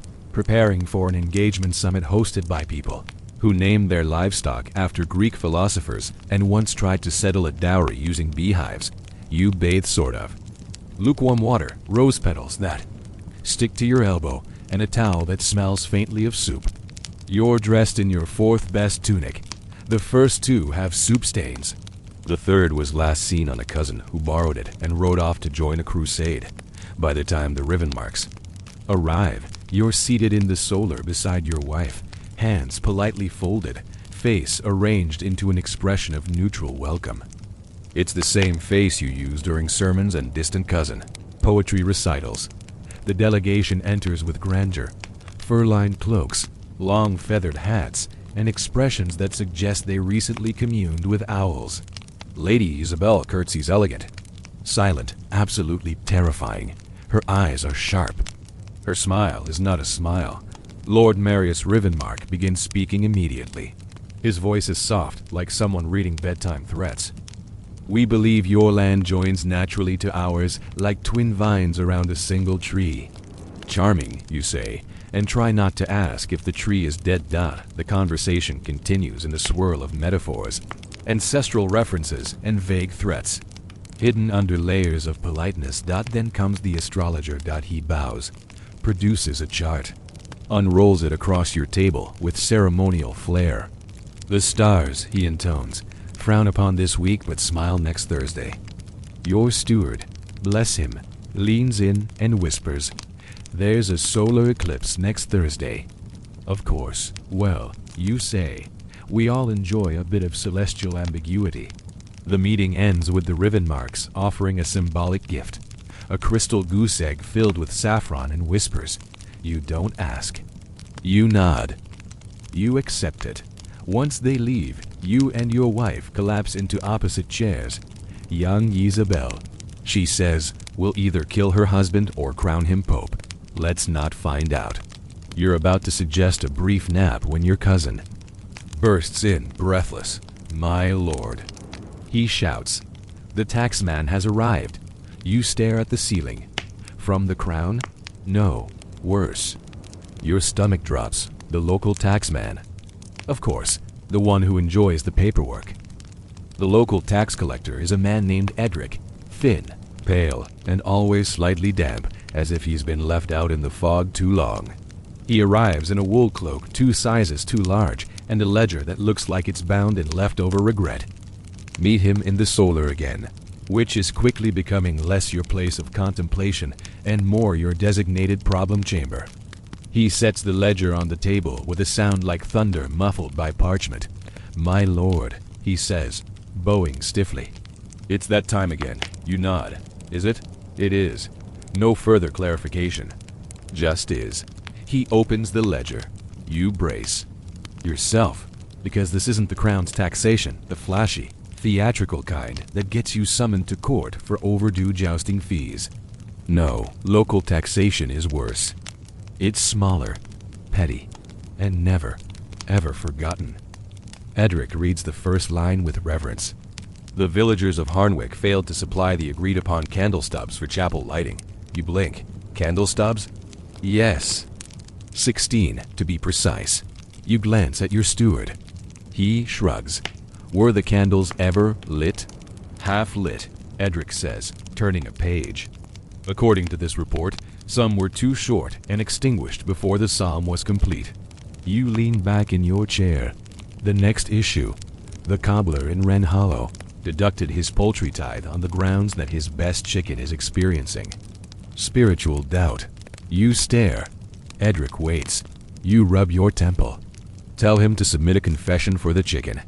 Already done, Edric says. It's attached. He flips to a small scroll with an inky paw print and what appears to be a vaguely apologetic drawing of a feather. You sigh. Historians still debate whether medieval taxation was genuinely this absurd, or if clerks like Edric were simply paid by the complaint. You suspect it's both. The rest of the list is equally maddening. A widow who tithed milk that turned out to be butter halfway through transport. A shepherd who claims divine exemption after seeing a star blink at him during lambing. A beekeeper who insists the queen's share must be collected in dream honey. You stop Edric there. What is dream honey? He looks up, dead serious. Honey harvested at night. You press both palms to your face. Eventually, you sign the parchment, not because you agree with it, but because you fear what new taxes might arise if you don't. Edric leaves, satisfied. Your sanity does not. You stagger into your chamber. Again, you've only been conscious for a few hours and already feel like a man who's fought 3 wars, negotiated 4 treaties, and lost at least 1 debate with a chicken. You slump into a chair and rub your face. The fire has gone out. The cat is sleeping in your hood. You don't move. You think about napping. Then the knock comes. Again. Always. It's a maid. She bows. The bath is ready, my lord. You blink. A bath? A bath? You'd almost forgotten those exist. You rise with the reverence of a pilgrim, approaching a shrine, and follow her to the bathing chamber, a small room tucked behind the kitchens, where steam curls like incense and the scent of rosemary fills the air. There it is, a large wooden tub filled with freshly drawn water, warm, clean, possibly holy. You undress slowly, carefully, as though your garments might explode if startled. You lower yourself into the water with a hiss, your entire body sighing in gratitude. This is heaven, until it isn't, because bathing as a noble is never a private affair. Within moments, 3 servants enter, one with fresh towels, one with oils, and one whose job appears to be gently scolding the other 2. Don't forget the soap, she whispers, before noticing you're staring. You wave them away. Reluctantly, they step outside. You lean back in the tub. Let your hair float. Let your thoughts dissolve into the soft sound of water lapping against the wooden rim. You think of nothing, which is, frankly, a miracle, but not for long, because the door opens again, and this time, it's your steward. He bows apologetically, which is never a good sign. My lord, he says gently, I know you are soaking, but there's an urgent matter. You don't move. It's the tutor. Still no movement. He says your children have locked him in the library and refuse to recite Latin unless given 5 apples and a real sword. You lift your head. Do they have the sword? We're not sure. You sigh. Bring them the apples. And a wooden sword. The steward nods and leaves. You sink back under the water like a ship going down on purpose. Historians still argue whether nobles bathed regularly. Some claim once a week, others only on holy days. You're beginning to see why they avoided it. Privacy is a myth, and someone always interrupts. Still, you stay in the tub until the water cools, then dry off with a towel that smells of chamomile and unspoken disappointment. You dress in a robe, no tunic, no hose, just comfort. And just when you think you might rest, your wife appears in the doorway. We've had a letter, she says. You groan. From whom? She steps into the room, hands you the scroll, the king. You stare. The seal is genuine. The wax is blue, the ribbon threaded with gold. You break it open. Inside is a request. Formal, elegant, inevitable. You are to host the royal hunting party. In 3 weeks, on your lands, with your deer. You read it twice. You hand it to your wife. She sighs. Shall I begin panicking now or after dinner? You fall back into the chair, bath undone, peace destroyed, and say the only thing a noble ever can in such moments. Bring wine. You sip your wine slowly, as if stalling might somehow undo the royal letter sitting half-folded on the table beside you. But there it is, as blue and gold as it is ominous. Hosting the royal hunting party isn't an honor, it's a logistical. Siege wrapped in deer meat and artificial cheer. You glance at your wife. She's already making lists. The ink hasn't even dried on the invitation, and she's scribbling furiously on a wax tablet. We'll need at least 5 new hounds. The current ones are too slow and too loud. They're dogs, you mutter. Loud is their thing, and the king will expect venison, not goose, venison. You raise your eyebrows. Do we even have enough deer? She pauses. Not if your cousin keeps practicing archery on everything that moves. You lean back, wine in hand, and stare at the fire. It cracks softly. A moment of calm. Then, oh, and the children need to look presentable, she adds. You freeze. That'll take weeks, I know. She stands and leaves the chamber like a storm in velvet. You sit in silence, wine swirling in your cup, the royal seal glaring up at you like a smut cat. You suddenly understand why your ancestors just fled to monasteries. A soft knock. You're already shaking your head. What now? A maid peeks in. My lord, the tutors escaped. You squint. Escaped. She nods. Through a window. The children are now lecturing each other in broken Latin and throwing quills. You stare at her. She bows and disappears. You sigh, finish your wine, and brace yourself for parenting. You find them in the library. Your son is standing on a stool, declaiming a garbled version of Ovid while your daughter pelts him with bread. Crusts and yells and fake Greek. You walk in. They freeze. Is this learning? You ask slowly. Your daughter straightens. We are conducting an experiment. With what hypothesis? That the tutor doesn't come back if we bore him to death. You nod. Solid logic. Your son asks, is it true the king is coming? You pause. Yes. They stare. Then your daughter beams. Will he bring a sword? Unclear. Can we challenge him? Absolutely not. She looks disappointed. You herd them out of the library and down to the nursery, where a nursemaid is already brewing a calming tisane and muttering to herself. You escape down the hall, where the steward intercepts you with a new scroll. It's from the physician, my lord. You groan. What now? He says your cousin's boil has returned. You blink. The one on his elbow? Forehead. Now. Why is it migrating? He believes it's political. You do not ask further. Instead, you wander into the apothecary's chamber.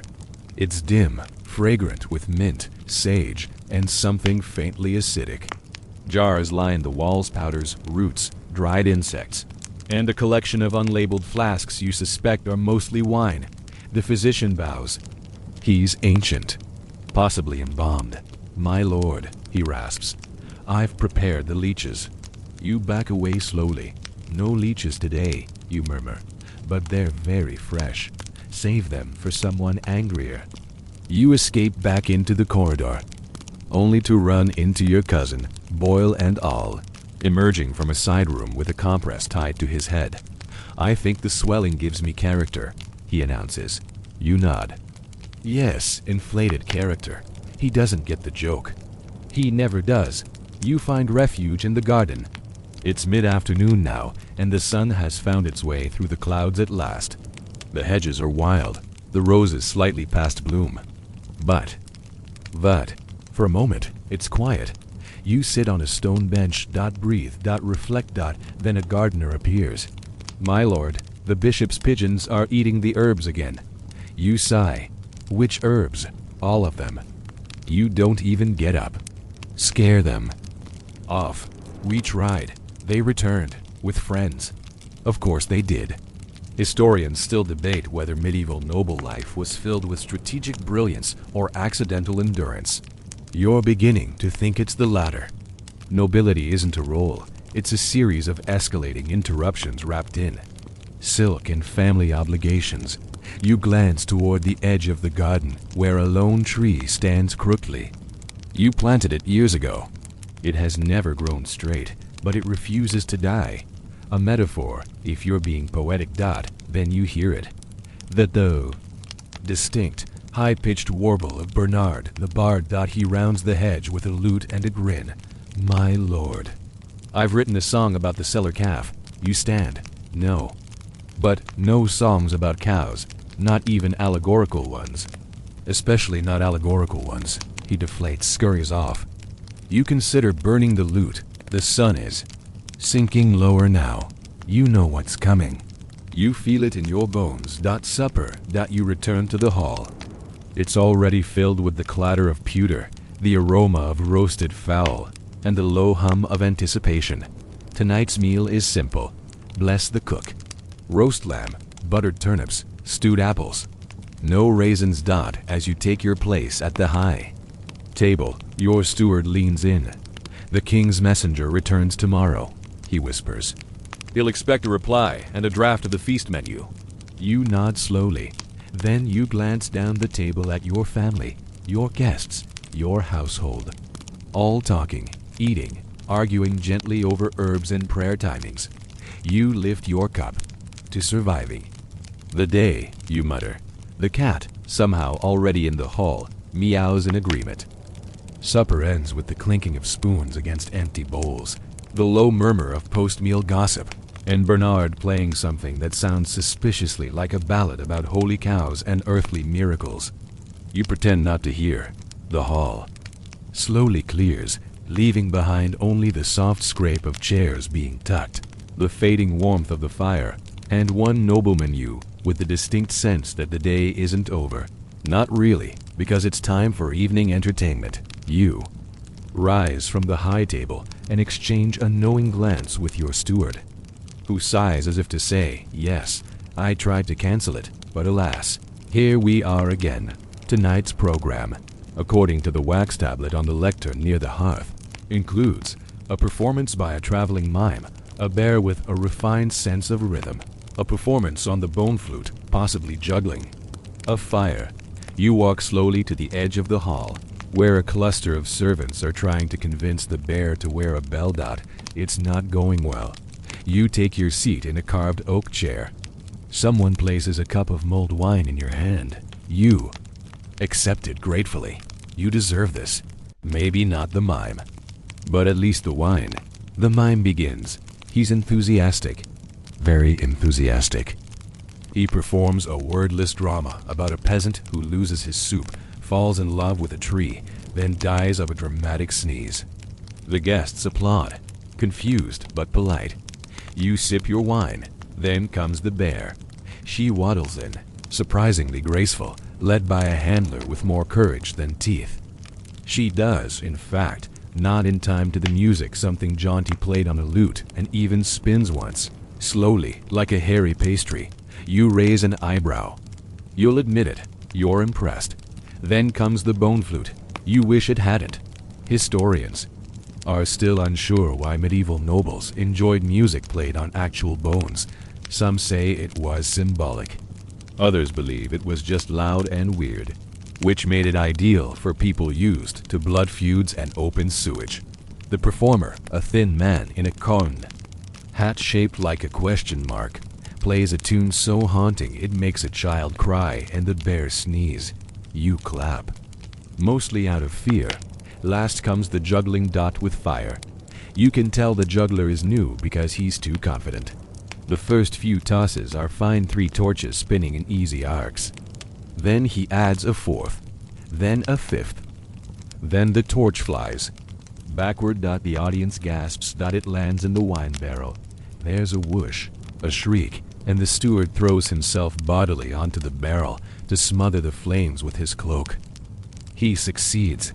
The cloak does not. Your steward rises, smoking slightly, and bows. The show, he says flatly. is concluded. Everyone claps again. Nervously, you rise. Stretch. Try not to groan audibly, as the guests file out. You make your way to the small corridor leading to your private quarters. The torches lining the wall flicker gently, casting soft golden light onto old stone. It's quiet, peaceful, suspicious. You push open your chamber door, and there they are, your children. Wide awake, wearing cloaks. Standing dramatically. "We've made a play, father," your son announces. "About your life," adds your daughter. You pause. "I see. It's called The Noble Who Forgot to Duck." You blink. They begin. Your son plays you complete. With a pillow under his tunic to simulate wine belly and a fake beard made of feathers. He bows deeply to nothing, mutters "peasants" a few times, and trips over a stool. Your daughter plays everyone else at once. She switches hats rapidly and does a surprisingly good impression of your steward, your wife, the cook, and unfortunately, cow. You're crying by the end. From laughter, they bow. You applaud.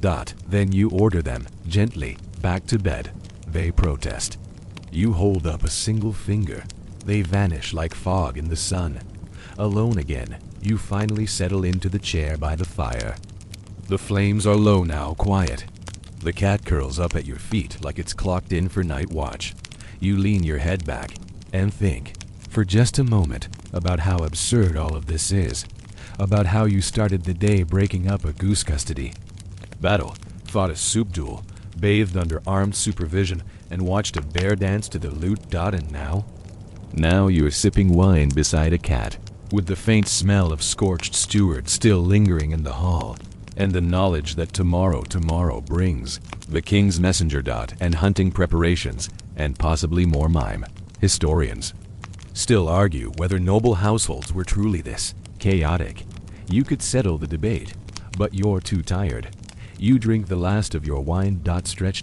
And whisper to no one in particular, "Let something be normal tomorrow." The cat sneezes. You take that as a no. The king's messenger arrives at sunrise, punctual as a sunrise, and only half as warm. You're still tying your sash when your steward knocks urgently. "He's here," he says, breathless, with expectations. You sigh, glance at your reflection, pale, rumpled, eyes like someone who survived 3 small sieges, and nod. "Bring him in. And tea. Strong tea." The messenger enters the solar in full royal livery, blue and gold so polished it practically announces taxes. He bows stiffly, then unrolls a scroll the size of a door. "His Majesty sends greetings," he begins, "and requests the final itinerary for the royal hunt, including terrain, number of deer, available hawks, and," he squints, "whether the local wolves are compliant." You blink. "Compliant." He shrugs. The king's words. You pour yourself a cup of tea, already bracing for an avalanche of demands. I assume he expects feasts? Each night, music, varied, no repeats. The king despises repetition. Beds, feather, no straw. 2 fireplaces per chamber. 1 bath per noble. You choke slightly. 1 bath per noble? Yes, fresh herbs, no mint. He associates mint with war. Of course he does. You summon your steward. "Make a list," you say. He already has one. It's 12 pages long and contains, somewhere near the bottom, the words "Emergency Falcon Acquisition." The messenger hands you a pouch of royal wax seals. You'll use these on all documents and your menus. Especially your menus. Why? He leans in. Last year, someone served trout. The king hates trout. Called it a wet betrayal. You nod, very slowly. After 3 cups of tea, 3 scrolls, and 17 logistical threats, the messenger finally departs. You do not wave, you just sit, staring at the teapot. And mutter, "Mint causes war." The day has only begun. You convene an emergency gathering of your household council, your steward, your wife, the cook, the head falconer, the seamstress, and unfortunately Bernard the Bard. who showed up without invitation, holding a lute, and several suggestions. You address them from the high table like a general preparing for battle. We have 21 days, you say. We need enough deer to make it look like we're overrun, hawks that won't bite foreign dignitaries, and beds that don't collapse under the weight of expectation. The steward adds, and musicians who can play through gout. Bernard raises a hand. I'm writing a 3-part saga about the king's eyebrows. You point at the door. He doesn't leave. Your wife, already in full war planning mode, unrolls a new map of the estate. We'll need to expand the hunting routes. If the nobles don't see enough movement, they'll invent politics to fill. The silence. The cook arrives with a stack of parchment labeled tentative menus. You skim them. Why is Eel here again? I thought we'd win him back. We won't. You cross it out. Meanwhile, the seamstress is already measuring a chair for velvet covers. We'll need to re-dye the drapes. Red. The king sees brown as the color of doubt. You stare at the ceiling. I miss doubt. The falconer raises his hand. We only have 3 hawks. You blink. Where are the others? He shrugs, still angry. From last time, you make a note. Hawk counseling. You disperse the council. Orders are given. Servants dash off like ants during a thunderstorm. The manor begins its transformation. And you? You try to have lunch. It does not go well. You sit in the small hall with a trencher of meat and bread when a maid enters, bowing nervously. My lord. There's a visitor. You look up, chewing. Now. She nods. He says he's your cousin. You groan. Which one? The strange one. That could be any of them. But when the man enters, you recognize him at once. Cousin Dunwick. Tall, thin, eyes like 2 overexcited beetles. I've returned, he announces, with news. You motion him to sit. You were in Spain last. I heard. He waves a hand. Ended up in Prussia. Long story. Lots of mud. You nod. Welcome back. He sets a bundle on the table. I bring you a gift. You unwrap it cautiously. It's a musical instrument, probably, made of string, bone, and regret. I call it the ski lute. You smile tightly. Thank you. I will definitely look at it again someday. He's thrilled. Then, I also bring news of war. You pause. Actual war, he shrugs. Might be. Something about boots and a bishop. Very heated. You glance at your steward. He writes, check border rumors. Bishop boots. In the margin of the wine order. Cousin Dunwick stays for dinner. Insists on playing the skele-lute. The cook tries to drown him out with extra gravy. You endure. After supper. You retreat to your chamber. You sit by the fire, sip wine, and reflect on the absurdity of it all. Your estate is now a royal parade ground in progress. Your children are trying to train ducks to march. Your cousin has invented a war and an instrument in the same afternoon. The bear is still here. The bath quota looms. And the king. The king is coming. You stare into the flames and whisper, please let tomorrow be about something simple. From the shadows, Bernard's voice echoes. I wrote a haiku about your despair. You throw a pillow at the door. You wake up feeling optimistic. Dangerous. Perhaps today will be quiet. No cows in the cellar. No flaming barrels. No poetic outbursts about your eyebrows. You stretch, yawn, and instantly regret it. Your left shoulder makes a sound like an old gate. Your feet are cold. The cat is asleep on your only warm slipper. Still, hope lingers. That is, until your valet enters carrying a suit of plate armor. You stare at it. He sets it down with a clang and bows. It's ceremonial day, my lord. You blink. Ceremonial what? The annual inspection of the arms and defenses. You are to be presented in full armor, per tradition. You groan. No one ever told you about this when you were growing up. They told you about feasts, about land, about being respected. No one said, by the way, Every few months you'll have to wear an iron shell and pretend to feel noble while sweating into your boots. The valet begins strapping pieces to your body. Greaves, cuisses, vambraces, pauldrons. It's like being slowly folded into a metallic origami swan, only less graceful. He places the helmet beside you. It glares at you with empty eyes. You glare back. I can't breathe in that. You murmur. It's ceremonial, my lord. So I'm just pretending to be protected? Yes, my lord. You sigh and hold out your arms as more armor is buckled, laced, and wedged into place. By the end, you resemble an overstuffed sausage in a tin can. Your movement is limited to WADDLING as you clank your way through the castle halls. Servants duck into side corridors to avoid the sound. A dog barks once, then flees. Somewhere, someone is snickering. You arrive in the courtyard. The garrison is lined up in their best uniforms. The banner has been hoisted. The priest stands by a barrel of holy water that smells suspiciously like bath vinegar. The steward approaches and murmurs, "You'll need to make a short speech." You glance at the gathered crowd, then back at the steward. About what? Honor, protection, the symbolism of iron. You nod solemnly. Step forward. The armor squeaks. You raise your visor, clear your throat, and say, "Let it be known that while this armor is heavy, so too is the burden of noble responsibility." There's a polite smattering of applause. You continue, "And though I may fall over trying to sit in it, I will never fall in my duty."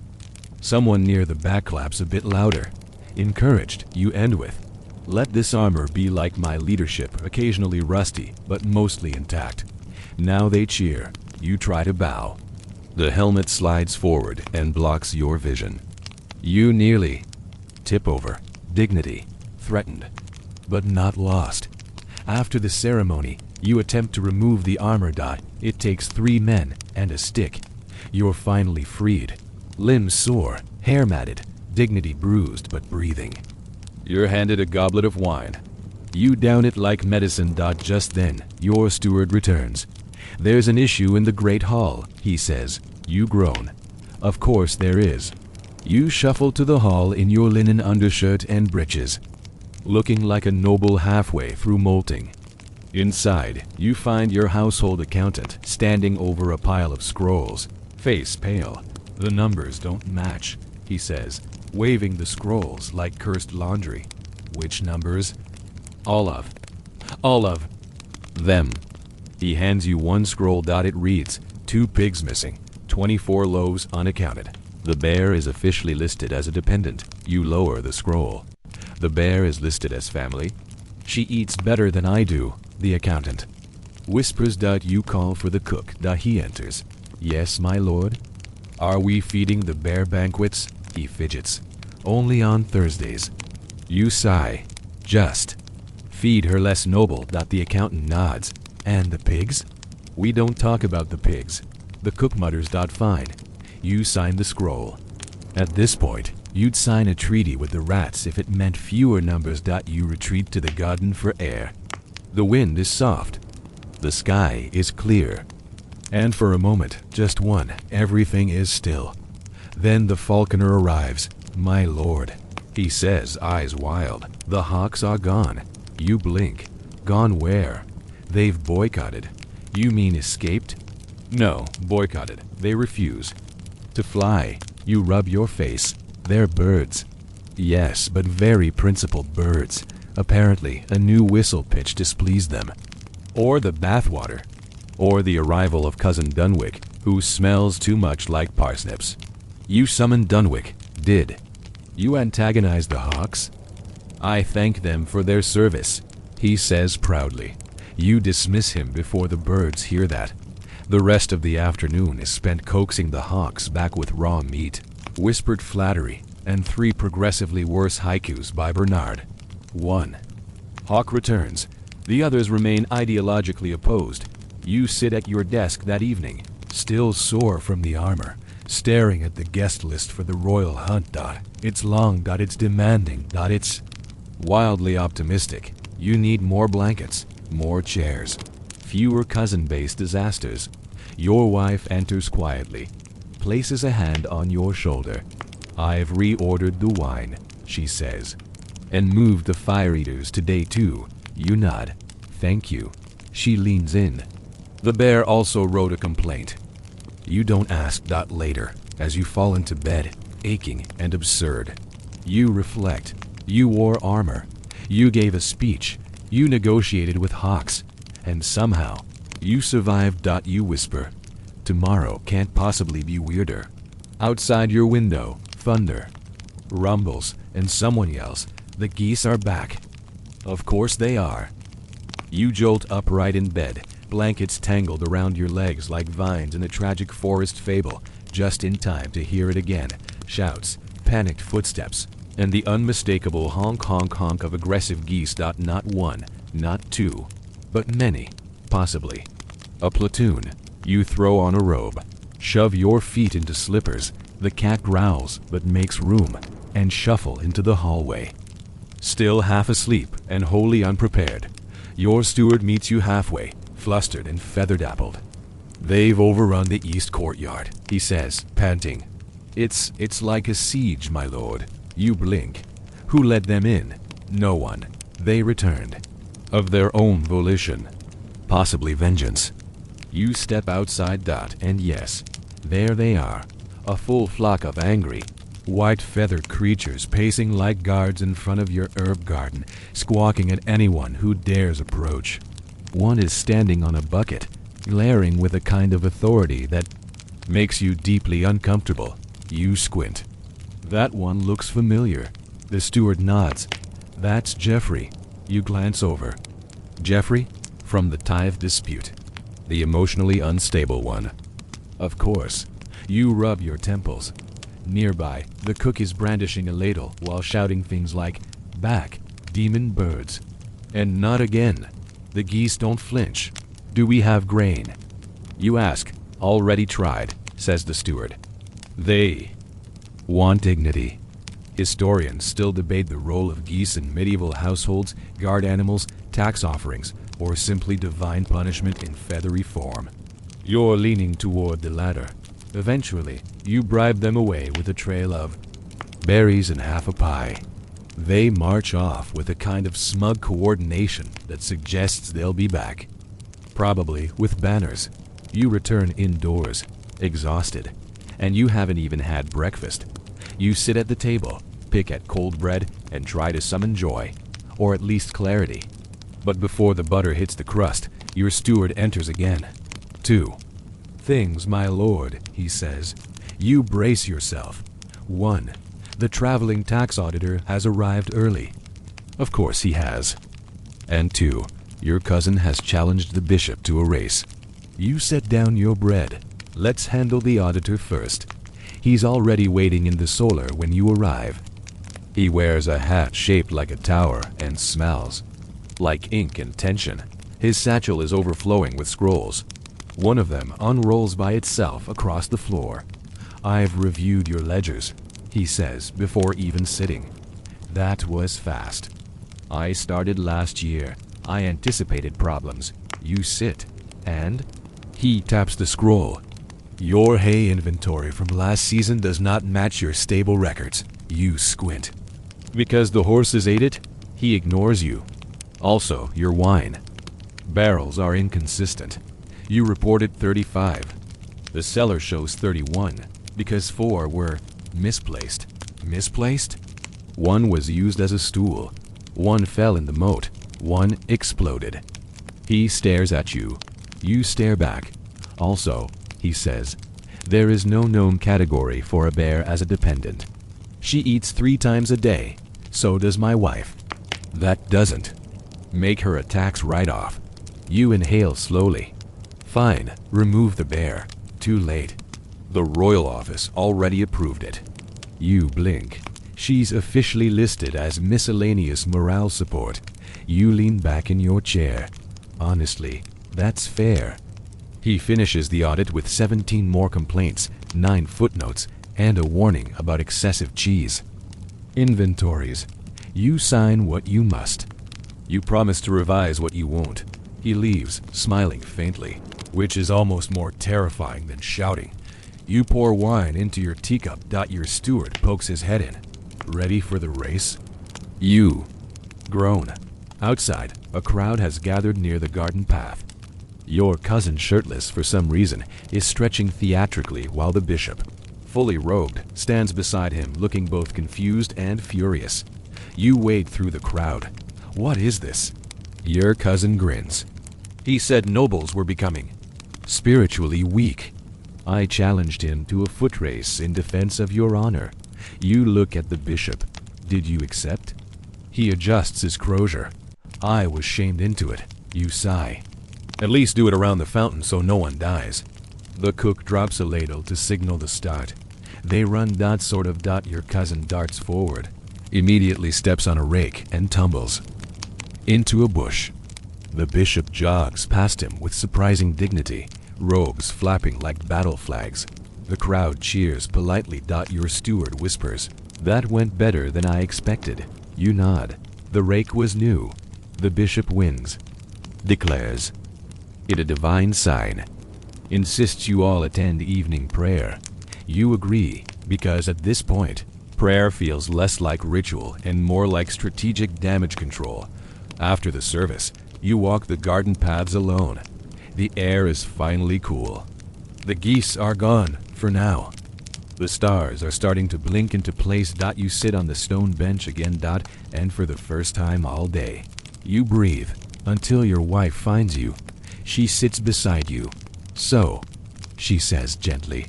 "Did you hear?" You turn to her. "Hear what?" "The carpenter's gone missing." You blink. "What do you mean missing?" "His apprentice says he was last seen talking to the bear." You close your eyes. "I'm going to pretend I didn't hear that." She pats your hand. "That's fair." You both sit quietly, listening to the crickets, to the wind, to the sound of distant geese probably reconvening. Eventually, she stands. "We have 15 days left." You nod. "That's horrifying." She smiles. "Try to sleep. Tomorrow we discuss hunting routes." You remain on the bench a while, longer, staring at the sky. And whisper, "Please, no more rakes." Somewhere far off, a twang echoes, followed by a scream. You wake with a start, tangled in your sheets like a fish in a poorly designed net. The scream from last night wasn't a dream. Neither was the twang. You know this because your shoulder still hurts from sleeping sideways on a decorative goblet. You sit up slowly. The window is open. A goose is staring at you. You close it. Today's agenda, according to the wax tablet your steward left by the bedside, includes reviewing the royal hunting routes, inspecting the guest chamber renovations, approving embroidery designs for towel borders, hosting a poetry reading, unfortunately Bernard, and, inexplicably, reviewing canine moral behavior. You lie back down. Then you get up. In the hall, the steward is already waiting, eyes puffy, holding 3 maps and a cup of something hot and necessary. He falls into step beside you. There's been an update on the carpenter. You squint. He's still missing? Not anymore. He's in the upper hayloft. Says he was hiding from Destiny. Did he explain the bear? He says she gave him clarity. You don't ask. Instead, you take the maps and head to the study, where you begin reviewing the hunting routes for the king's arrival. The first route passes through a lightly wooded grove where deer have been allegedly seen. The second goes near the swamp where no one has seen deer, but there are very confident frogs. The third is too close to the goose path. You immediately cross out the third. Can we import deer? You ask the steward. He winces. Not unless we count sheep in costumes. You consider it. You mark the grove route as primary and the vinger swamp route as dramatic backup. Next item, guest chambers. You walk with the steward to the east wing, newly cleaned and bustling with servants. Rooms have been dusted. Beds have been fluffed.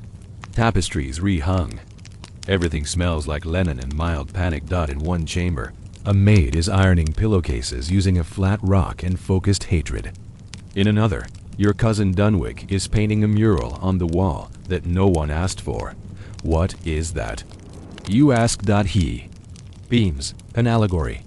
You stare. It's a goose fighting a lion on a chessboard made of cheese. You leave the room. The steward murmurs, "We'll cover it with curtains." Next, towels. The castle seamstress meets you in the gallery with 3 samples. One has the royal crest. One has a deer. One has this. She unfurls a towel embroidered with a poetic line. Clean hands, clean soul. You blink. Is that Bernard's? He said it came to him in a dream. You approve the deer. Bernard appears anyway, holding a lute, wearing a tunic made entirely of stitched linen scraps. "My lord," he says grandly, "today's reading is about longing." You're already walking away. You take refuge in the kennels where the hunting dogs are being prepared for inspection. You enter and are immediately greeted by a loud chorus of barks, yips, and the faint smell of something dead. The kennel master bows. "We've improved their training, my lord." You look into the nearest pen. One hound is sitting perfectly still, staring at the wall. Another is chasing its tail like it's a criminal. A third is trying to eat your boot through the gate. Define improved, you say. They now respond to Latin. You test this. Seed. The dog sneezes. Close enough. One dog, an enormous drooling hound named Wolfram, escapes the pen and plants itself squarely in your lap. It's unclear whether this is affection or conquest. You pet him. He licks your entire face. The kennel master beams. He senses fear. You nod weakly. Of course he does. You escape the kennel, smelling like meat and anxiety. The steward meets you at the garden gate with a fresh scroll. It's a poem, he says. You look up. From Bernard? No, from your children. You blink. Oh no, you unroll it. The ink is still wet. To our father, noble and great, who walks in halls where geese do wait. May you survive with soul intact. Despite Bernard and tax. You wipe away a tear. From laughter, you keep the poem. Evening falls quickly. The fires are lit. The tapestries flutter in the breeze from the open corridors. You head to the chapel for vespers, hoping foolishly for silence. Instead, you find the bishop waiting. My lord, he says solemnly, we must discuss the theological implications of your bear. You blink. Again? She sits too reverently during prayers.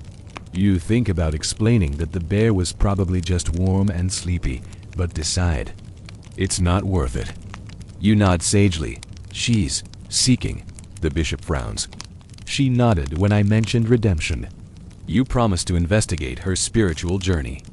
Back in your chamber, the cat greets you with a single glance and then rolls over, presenting its belly like a lazy threat. You sit by the fire. The chair groans in protest. You groan louder. On the desk, the guest list remains. Names, titles, dietary restrictions, notes like avoids loud harps, secretly allergic to pears, and once insulted a saint. You reach for the wine.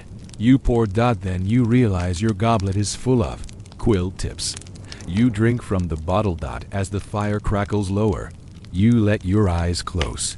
Briefly, you think, tomorrow surely we'll make real progress, and then a knock.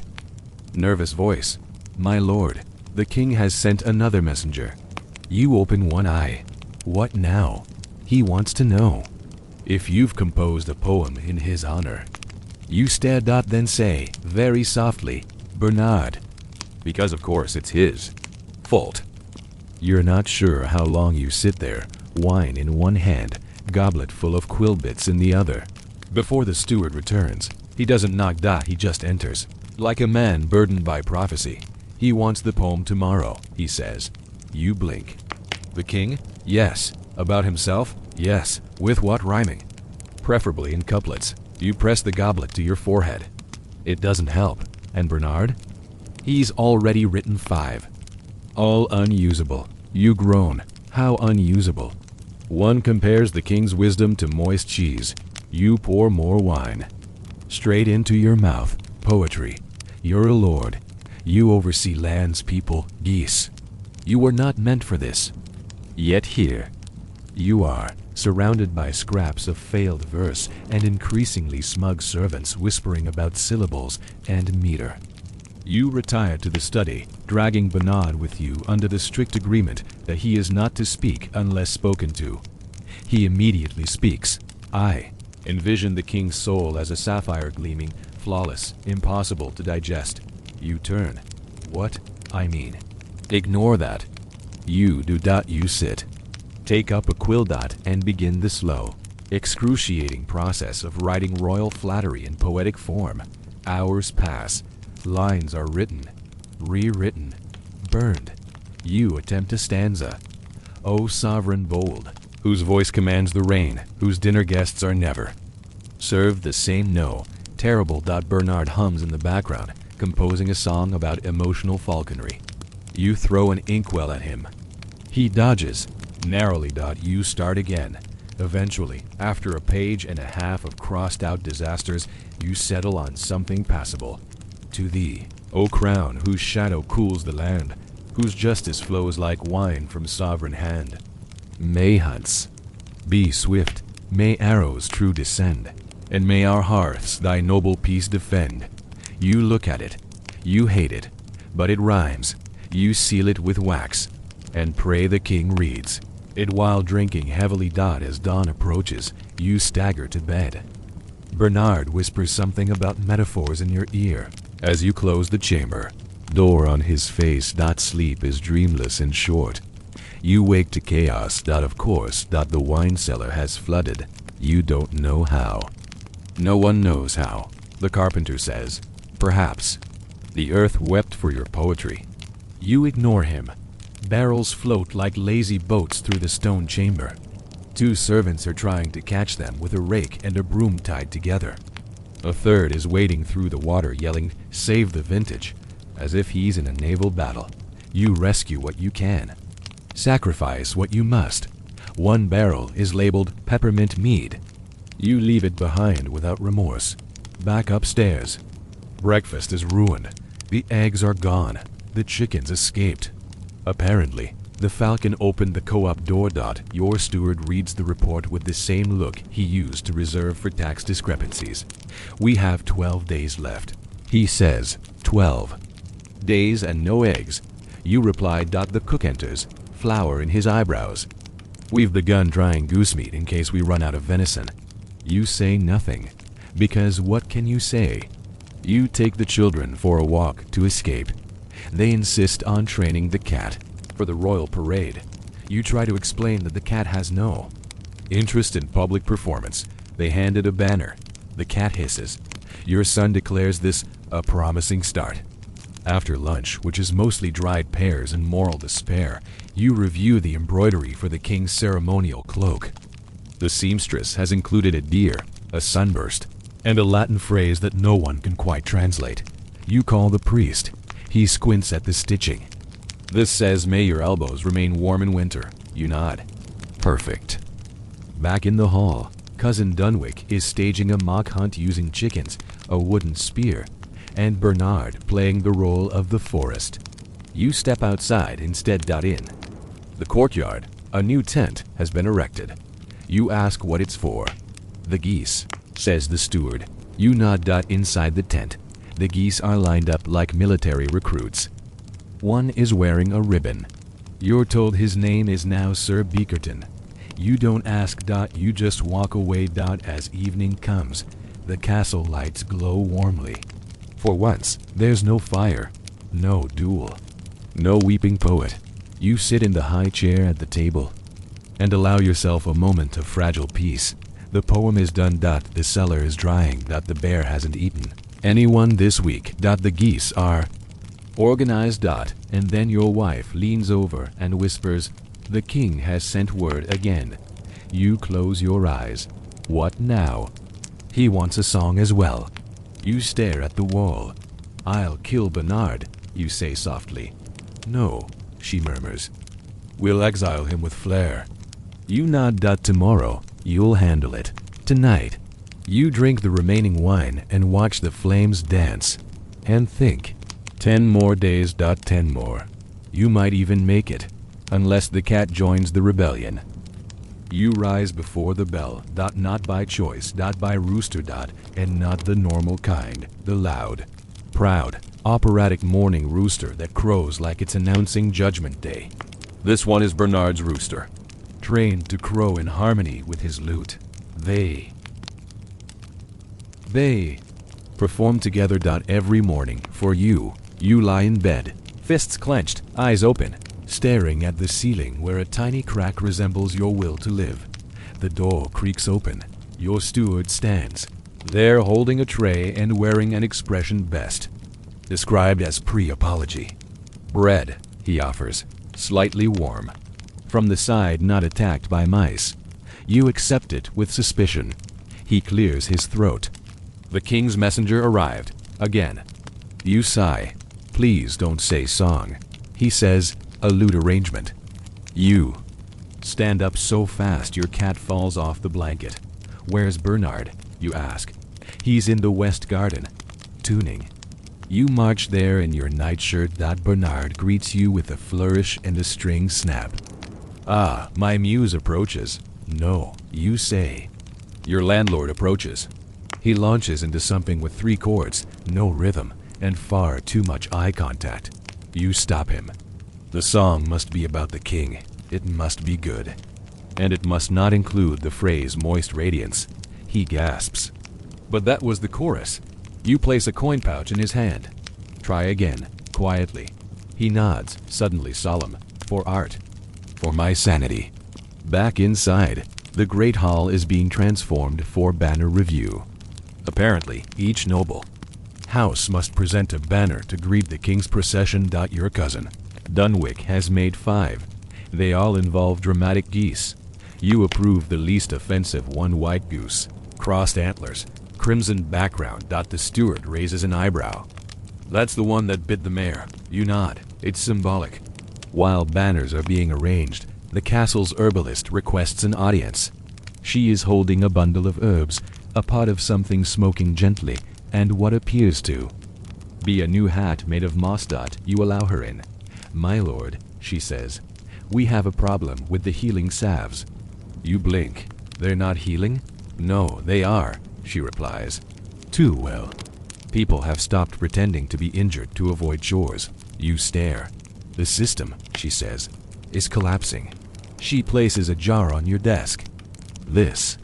One mends bruises before you get them.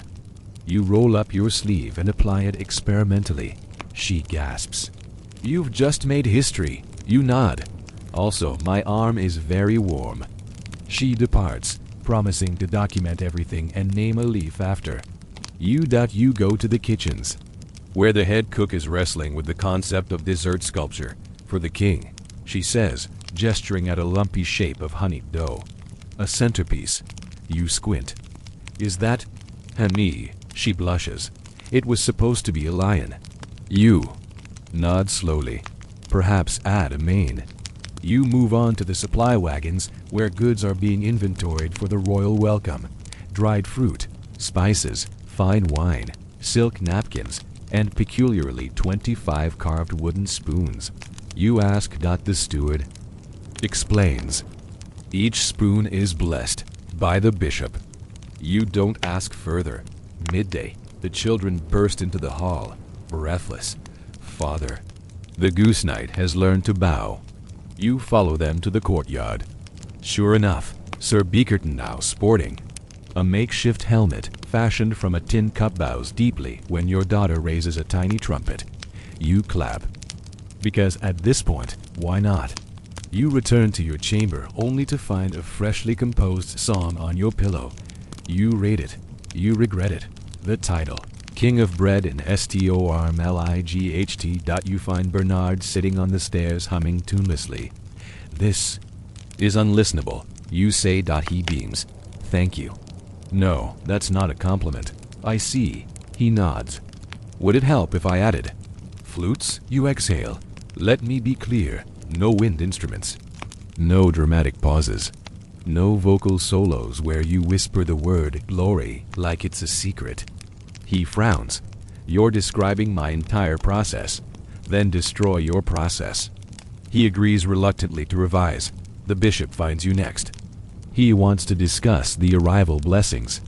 You assumed he'd use something traditional. He has not. He opens a scroll and reads, "We welcome the sovereign with rainwater, silence, and exactly 4 whispered truths." You stare. He nods. Symbolic. Ancient, provocative. You say, "What are the truths?" He shrugs. "We make them up." You choose a simpler blessing. He sulks. Evening falls. You gather with the family near the hearth. The children are whispering about teaching the cat to give speeches. You pray it's just a phase. Your wife hands you a letter. From the king. It's short. "We ride soon. Expect splendor. The hounds will dine well. Prepare a joke." You reread the final line. A joke. You stare into the fire. He wants a joke. Your wife pats your hand. You're very funny when you're not trying. That's not helpful. Later, you stand on the balcony. Beneath, the castle sleeps. Somewhere, a goose flaps softly. A lute plays one mournful note. A child laughs in their sleep. The bear growls at the moon. You take it all in. 10 days left. And somehow, despite the madness, the marching birds, the lute, the salve that heals time itself, you are still upright. You whisper, "Tomorrow I write the joke." And the wind answers, possibly with laughter. You dream of feathers. Not soft ones. Angry, vengeful feathers that chase you through torchlit halls while Bernard narrates in rhyme. You wake with a gasp. The cat is staring at you again. You roll out of bed, clutching the blanket like a noble's. Last defense against the absurdity of daylight. Today's mission. The royal joke. The king has requested one. A real joke. Not a polite chuckle. Not a courtroom pun. An actual laugh. You pace. You mutter. You accidentally step on a wooden toy goose and nearly die of irony. The steward enters, carrying your breakfast and what looks like a thesaurus. "I've prepared a list of medieval humor staples," he says. Flatulence, animals wearing hats, and impersonations of monks. You sigh. That's surprisingly accurate. You begin testing jokes aloud. What do you call a noble who can't ride a horse? Silence. Stable adjacent. Even the cat looks disappointed. You try again. Why did the monk eat the parchment? The steward groans, because it was food. For thought, he leaves the room. You're alone. You shout after him. That one was clever. No response. At mid-morning, you call a council of fools. Not jesters, actual fools. Cousin Dunwich. Bernard, the child who tied 2 geese together and declared it a dragon. The cook, who once mistook powdered chalk for flour and made holy bread. They arrive eagerly. You explain the situation. The king wants a joke. They nod solemnly, like physicians before a risky procedure. Bernard offers, "What's red?" Noble, and always late? The cardinal. You stare. That's treason. The cook chimes in. Why did the falconer quit? Why? He couldn't wing it. The room groans in unison. Cousin Dunwich raises a finger. What about physical comedy? You fall down. The king laughs. Everyone wins. You whisper, "I have back problems, Dunwich." The child suggests you train the goose to speak Latin. And insult poetry. You pause. Goose insults is not the worst idea today. You thank them and dismiss the council before someone lights something on fire again. By noon, you're in the library, flipping through ancient joke scrolls, most of which are not funny, unless you find riddles about vegetables hilarious. You read one aloud. What hangs at a man's thigh and wants to poke the hole it's often poked before? You freeze. You turn the scroll. It's from a 12th century jester's manual. You put it away. Immediately, you decide to take a walk to clear your mind. Outside, the goose tent has become a training ground. 2 are learning to carry scrolls. 1 is wearing a feathered cape. The child from earlier salutes you. Sir Beakerton can now bow and honk on cue. They say proudly. You nod. Can he tell jokes? They pause. If it involves honking, yes. You walk away. In the orchard, the steward is overseeing the installation of lanterns. The king arrives by dusk, he reminds you, in 10 days. No, he says. This king, you blink. Wait, which king? The local king. The one with the mustache and the very loud horse. You press both hands to your face. 2 kings. 2 performances. 1 spine. You adjust the schedule. You send Bernard into hiding. Back. In your chamber. Your wife finds you mumbling about punchlines while covered in candle wax and anxiety. She sits beside you and says, "Why not tell a true joke?" You raise an eyebrow. "You're a medieval noble," she says softly. "Your entire life is a joke."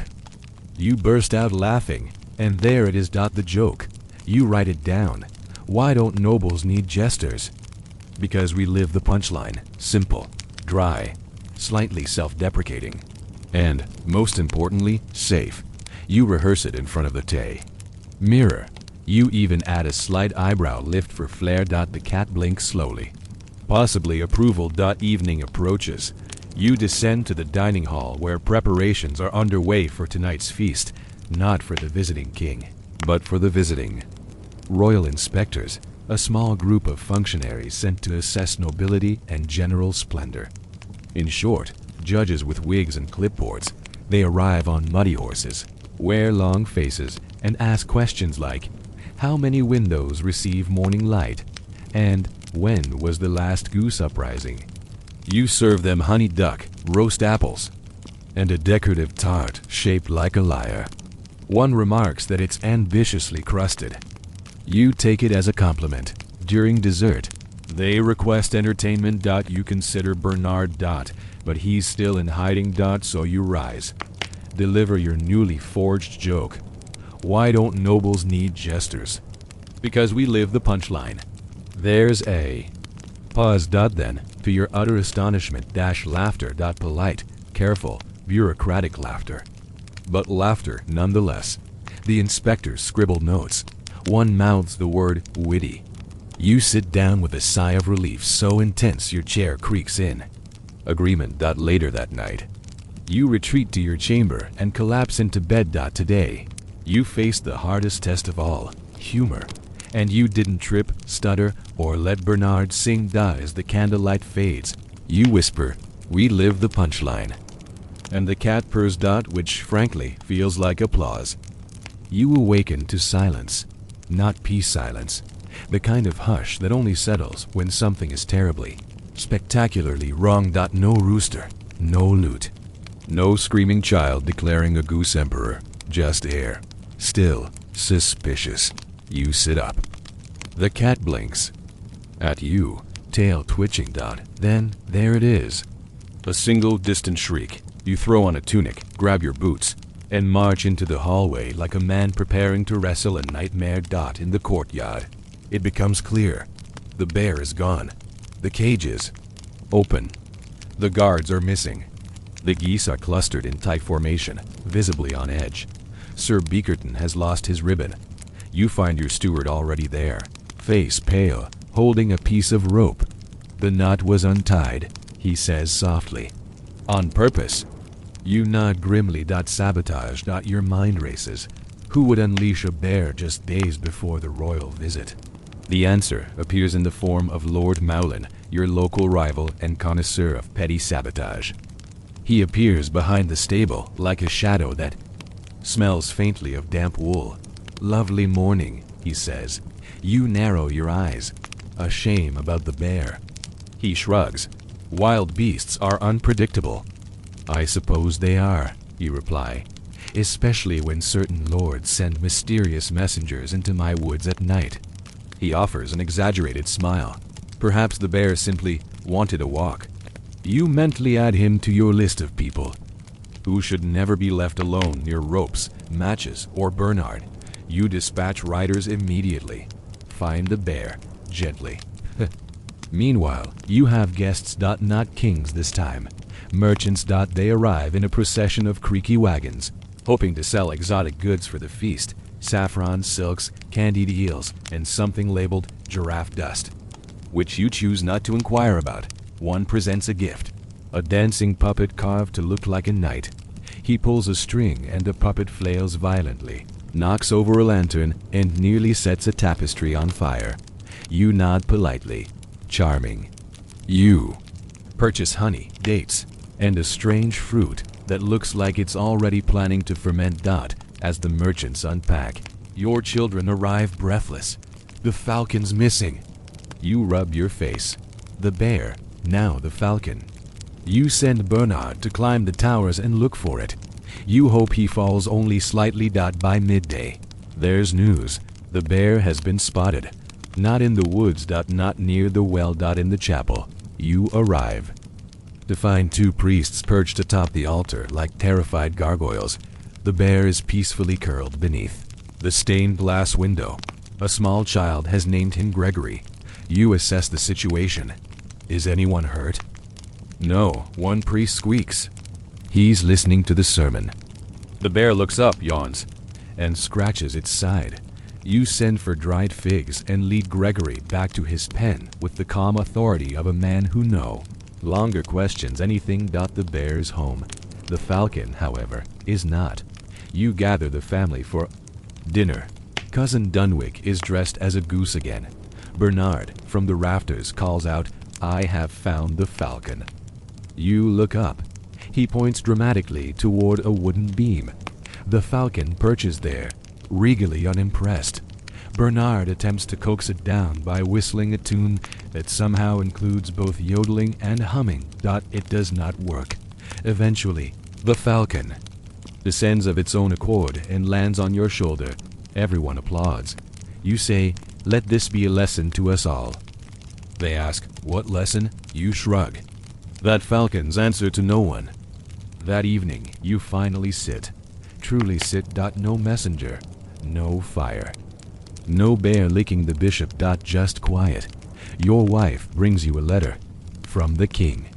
You brace yourself. It reads, 9 days until arrival.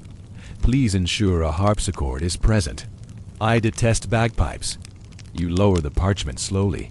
You glance across the room where Bernard is lovingly oiling his bagpipes. You sigh. The next morning, the harpsichord arrives, delivered by a troupe of traveling musicians, all dressed in matching plum-colored cloaks and speaking in a dialect that sounds like birdsong with a hangover.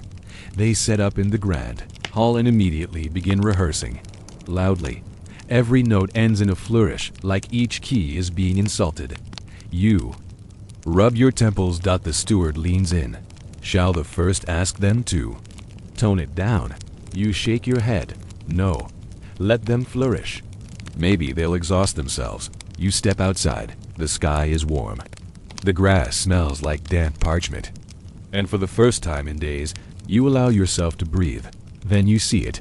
The goose army, marching in formation. Led by a child on stilts, wearing a crown made of forks. You nod solemnly. The parade rehearsals have begun. By sunset, your estate feels less like a noble manor and more like a surreal dream being performed by barn animals and poets. But somehow, things are coming together. The bear is home. The falcon has returned. The harpsichord is mostly in tune. And the cat, now wearing a velvet collar, seems to approve. You whisper into the night, just 8 more days. The wind carries back a single word, moist. You glare upward. Bernard. You no longer count days. You count incidents. Today begins with a pigeon crashing into the breakfast table, dropping a scroll directly into your porridge. You unroll it slowly, dripping oatmeal. It's from the Ministry of Ceremonial Uniforms. A cheerful message reads, "We regret to inform you that your official reception tunic has been delayed due to a shortage of ceremonial buttons. Suggested alternative, brocade nightgown with royal sash." You close your eyes. You imagine greeting the king in your sleepwear. Sage asks you, the goose army saluting behind you. You open your eyes again. It's somehow worse. You call for your tailor. She arrives already out of breath. clutching 3 bolts of mismatched fabric and a hat that looks like a small boat. "I can make a tunic," she says. "But not the tunic." "Just make me look expensive," you murmur, "and vaguely in charge." She nods. "Can I use the nightgown as lining?" You wave a hand, "as long as no one sees it." Across the hall, the children are trying to train the cat to walk upright. They offer treats. They chant. They build a tiny platform. The cat knocks it over and licks its paw disdainfully. Progress. Your daughter whispers. Meanwhile, in the courtyard, Cousin Dunwick has taken up banner spinning. He twirls the family crest like a martial art, narrowly, avoiding a squire's head. You call him over. "We are nobles, not street performers." He bows dramatically. "What if we're both?" You decide to not engage. By mid-morning, the food tasters arrive. 2 professional chewers, both very thin, very twitchy, and perpetually chewing nothing in particular. They sniff everything. One taps a cheese wheel and listens to the sound it makes. "Ripe," he says, but emotionally guarded.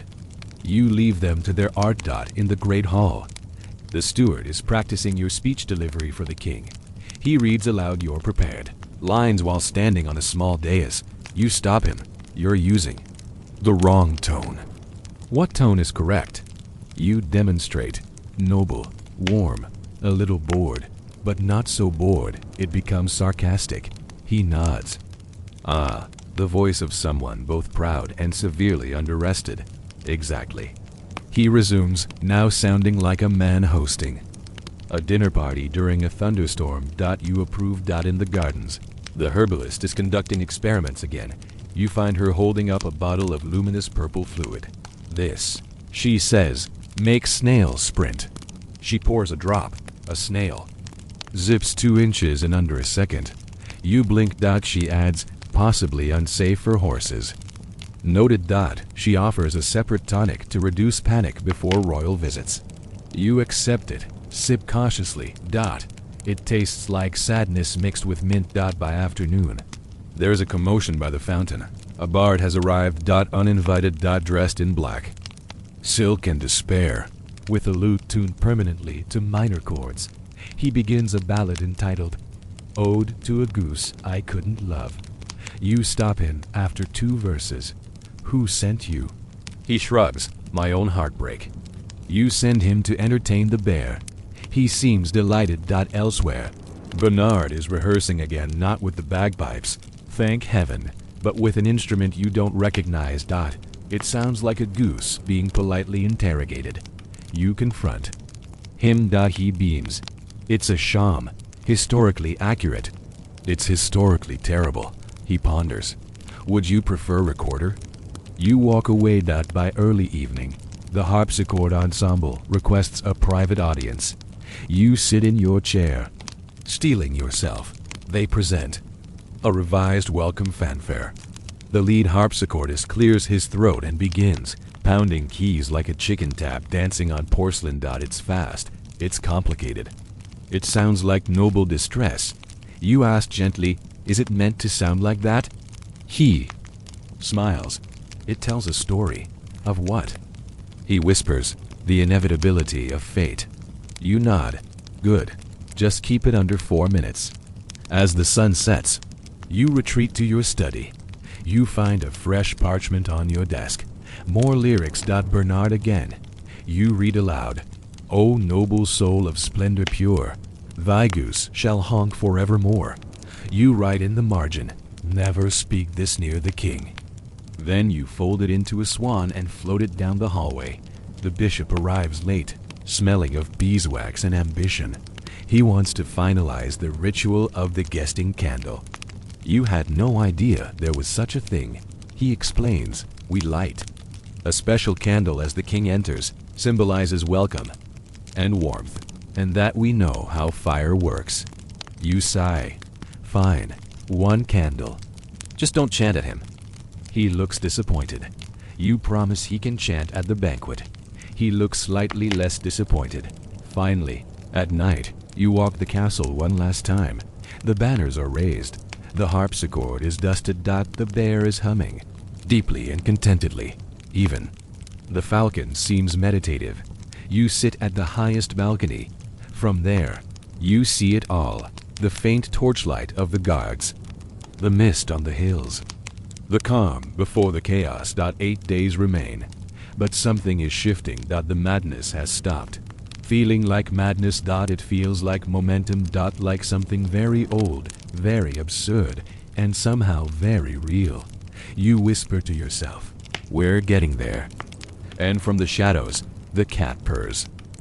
You wake to trumpets, but not your trumpets. These are shrill, erratic, and coming from somewhere near the kitchen. You stagger downstairs. Robe askew, dreams still clinging like spider webs. In the pantry, you find Bernard wearing a cape made of napkins, standing atop a barrel, blowing a hollow carrot. He stops, triumphant. "It's my new invention, the Herald root." You nod slowly, put it back in the ground.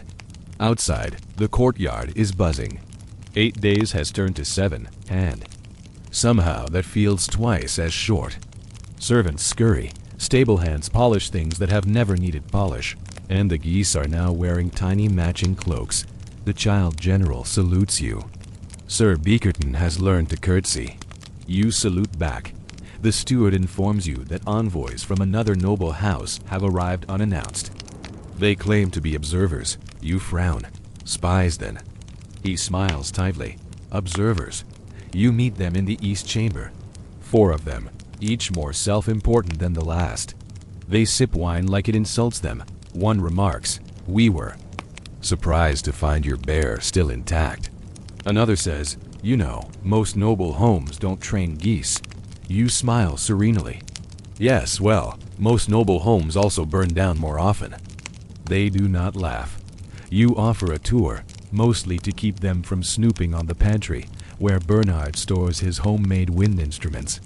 They walk stiffly through the halls, taking notes on parchment with gold-tipped quills. You pause by the tapestry. Gallery. "This one," you point out, "depicts the great feast of Lady Bartholomew." They squint. "She's holding. Is that a frog?" You nod. It was a tradition. If you could balance a frog on your bread, you were allowed to toast. First. They nod slowly. Historians still argue whether the tradition ever truly existed or was invented by an ambitious jester trying to justify his pet. Back in your solar, you meet with the entertainment coordinator.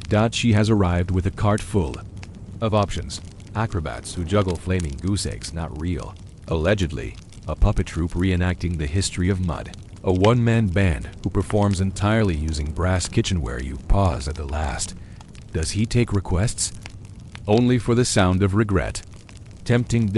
You settle on the puppet troupe. Low risk. Medium weird. By midday, you're summoned to the stables. The royal horses have arrived in advance of the king. 8 beasts, each one more pampered than you, with manes that shimmer like poetry and attitudes like entitled duchesses. Their handler bows. They require chamomile rinse, oat-fed bedding, and harp music nightly. You blink. We have bagpipes. He whispers, horrified. Don't say that word in front of them. You nod solemnly. The harpist is relocated.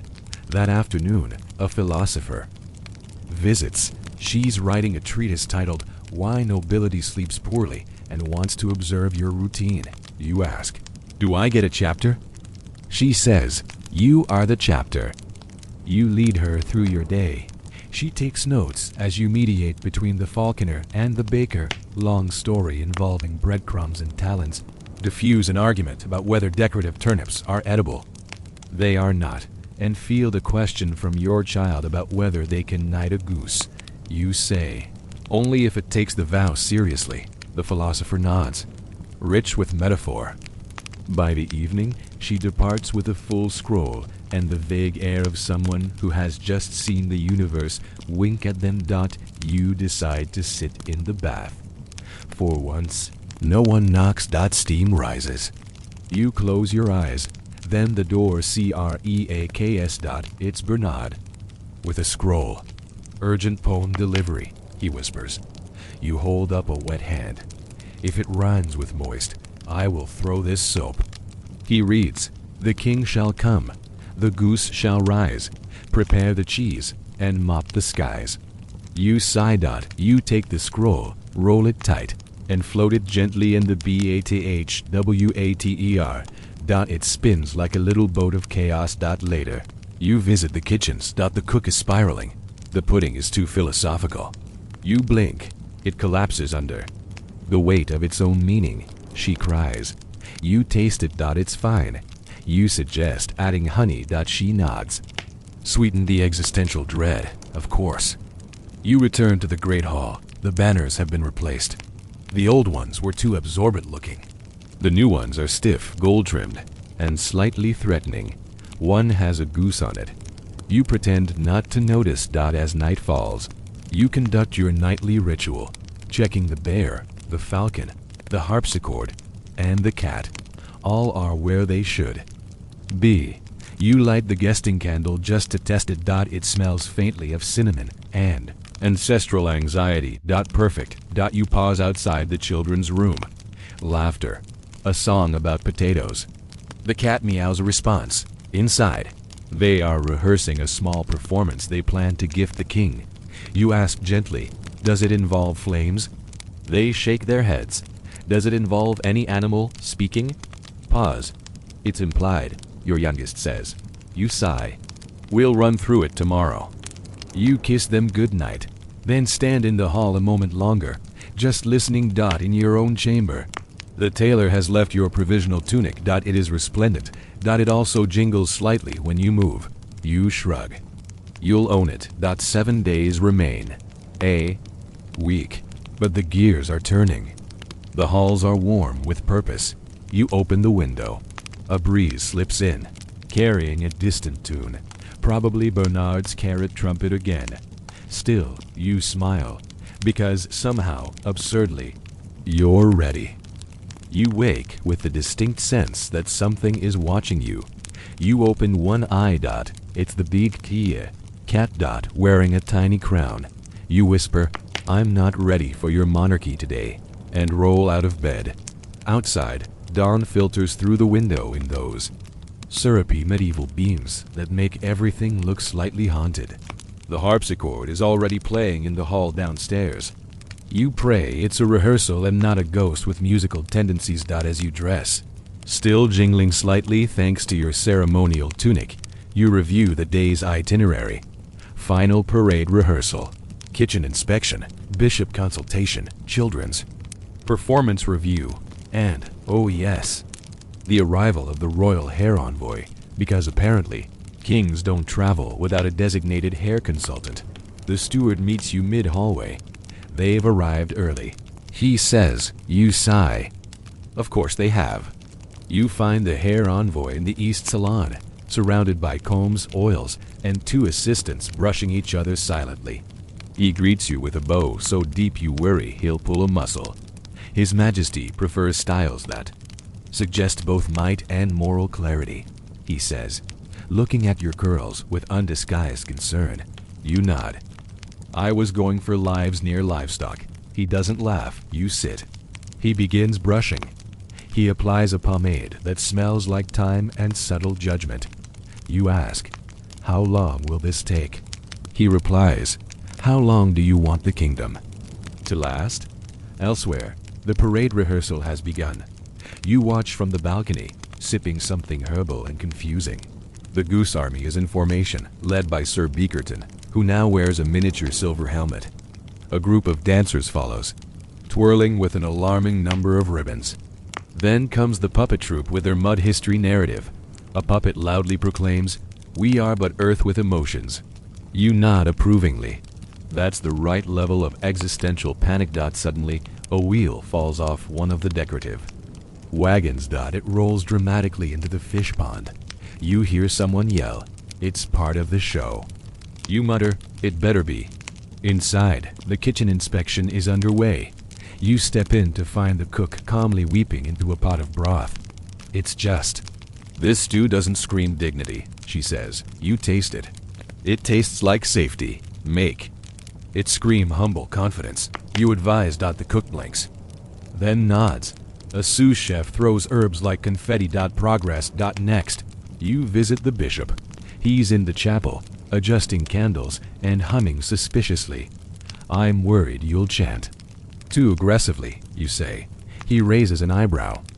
There are no aggressive chants, only misunderstood ones. You disagree, silently. He holds up a scroll titled Liturgy of Impressively Casual Majesty. You skim it. It includes the line, "May your feet tread lightly upon our unworthy." Floor. Maybe tone that one down, you offer. Replace unworthy with damp. He suggests, perfect. The children's performance is next. They assemble in the drawing room. Their skit involves a knight, a talking potato, and a surprise musical number sung by the falcon. You ask, is this based on historical events? They say, emotionally, yes, you allow it. Because truly, what else can you do? Afterward, you retreat briefly to your study. On your desk, another scroll from Bernard. It begins, "When royals walk, the world must bow, except the goose he honks somehow." You roll it up slowly and tuck it behind a candlestick where it can't hurt anyone. Outside, clouds are gathering. Not ominous. Just theatrical, the kind of clouds that seem to cue harps, which is indeed what happens. The harpist begins a moody interlude near the rose arch. You suspect he's trying to impress the falcon. You stroll the grounds, inspecting every corner. The flower beds are trimmed. The banners flutter obediently. Even the bear seems contemplative. You pause near the stables. The royal horses are being brushed by a choir of stable boys who hum to keep them calm. One horse snorts at you. I know. You say, I'm nervous too. In the evening, there's a surprise knock. A merchant caravan has arrived, late and dramatic, claiming to have brought the final touches for the royal visit. They unload a marble goose statue, 17 golden forks. They say it's good luck, a crate of king's scent, an aroma oil that smells like power, leather, and possibly dried apricots. You accept it all with a diplomatic smile. Inside the manor, the harpsichord ensemble asks for a final run through. You agree. They play a new version of the welcome fanfare. It includes 3 dramatic pauses and 1 sudden glissando. You look up from your notes. Was that necessary? The lead harpsichordist stares into the middle distance. It represents the noble soul blinking. You nod slowly. Okay. As night deepens, you settle into your chair by the fire. The cat hops up, crown still intact. The bear snores faintly in the distance. The falcon is perched near the harpist, possibly composing a memoir. You sigh. 6 days to go. And yet something has shifted. There's rhythm now, momentum, a pulse under the absurdity. Maybe you're not merely surviving this. Maybe, just maybe, you're performing it. With style, with chaos. With geese. This morning begins with applause. You haven't done anything yet, but Bernard has apparently staged a dress rehearsal for the moment before the greeting and instructed the servants to cheer your entrance into the breakfast room. You blink at the applause, then sit down. You were 7 seconds late, he says, solemn as a bishop, but emotionally right on time. He bows and exits with a swirl of paper. You spread honey on a thick hunk of rye bread. Outside the window, the geese are forming into a spiral. Not a line, a spiral. You chew slowly. The child general appears at your elbow. Strategic maneuver, she says. The spiral confuses predators. You nod. And visiting monarchs? Especially them. You make a mental note to station the bear nearby in case the spiral starts to look too welcoming. The steward slides in quietly with a scroll of updates. One item reads, Royal Taster demands tasting of all puddings. You stare at him. He clarifies. He wants his own taster. For your taster. Fine, you sigh. But no third taster. That's where I draw the line. As you walk the corridors, you realize the entire castle smells faintly of lavender and overcommitment. The servants are busy polishing things that shouldn't be polished. The library ladder now sparkles like a ceremonial sword, and someone has waxed the door to the pantry. Too slippery. You slide in accidentally, knock over a sack of flour, and exit looking like a ghost of questionable authority. Bernard appears, claps his hands. We must use that moment in the welcome ceremony. You shake your head, flour puffing like a tragic cloud. No performance art, just real gestures. Very well, he says, already scribbling, but only if I can narrate. Back in the courtyard, the parade team is experimenting with marching songs. One of the guards offers a rendition of "We Carry Things for Honor and Possibly Cake." It's catchy. You hum it as you inspect the newly arrived royal. Seating platform. It's massive, gilded, slightly wobbly. The carpenter gives you a thumbs up. It only squeaks when someone really important sits down. You frown. How do you define really important? He shrugs. We'll find out. At noon, the bishop calls an emergency meeting. It concerns the guesting candle. It crackled, he says, eyes wide. You wait. He adds, with intent. Apparently, the flame made a sharp noise when lit this morning, which the bishop interprets as a sign. Of what, he won't say. You tell him to rotate the candle 45 degrees and light it. Again, it behaves. The bishop seems disappointed but agrees to document the event as minor miracle, inconclusive. You spend the next hour preparing responses to unexpected royal questions. The steward reads them aloud while you practice smiling. If the king asks about the cheese aging process, you reply, "It's slow, noble, and dignified like your father's reign." If the king asks about your falcon's missing toe, you say, "He gave it up in service of a higher flight." If the king asks why Bernard has a goose drum, you pause. Then, it's a form of regional sincerity. The steward seems pleased. You pass the library where the children are hiding.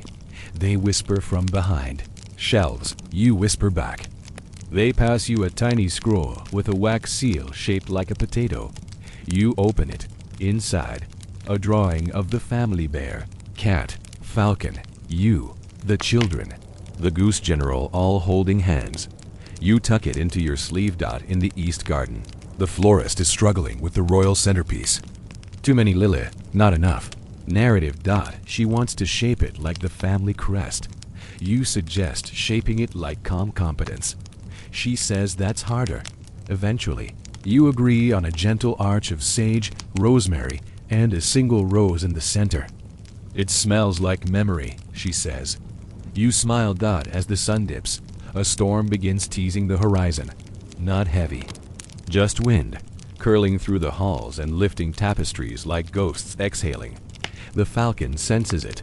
He circles once overhead, then perches by your chair, ruffled and wise. You reach for your cloak. Tonight, the villagers are hosting a rehearsal festival just outside the gate. You ride out quietly. No pageantry, just you, the steward, and a large dog named Clarence, borrowed for the day from the baker, who claims Clarence can smell arrogance from 30 paces. The village square is lit by lanterns and wine. Someone's playing a lute tune that's slightly wrong, but with passion. Children dance. Elders nod. You speak with the beekeeper, who offers you honey and opinions on royal taxes. You eat the honey and nod at the opinions. Then you walk through the edge of the market where a child offers you a painted stone. Lucky rock, they say. You thank them. You put it in your pocket. And for a moment, you remember who you are underneath the tunic. The rituals, the guesting candles, the madness of geese and bishops and Bernard. Just someone trying to hold it all together. Someone trying to make it all work so others don't have to worry. On the way home, you glance up at the sky. Stars blur behind slow clouds. The wind carries music. You whisper, 5 days. And the falcon blinks, as if to say, you've got this. You wake to the sound of chanting. Soft, solemn, vaguely rhythmic like monks rehearsing for a particularly theatrical blessing. You sit up, squinting at the window.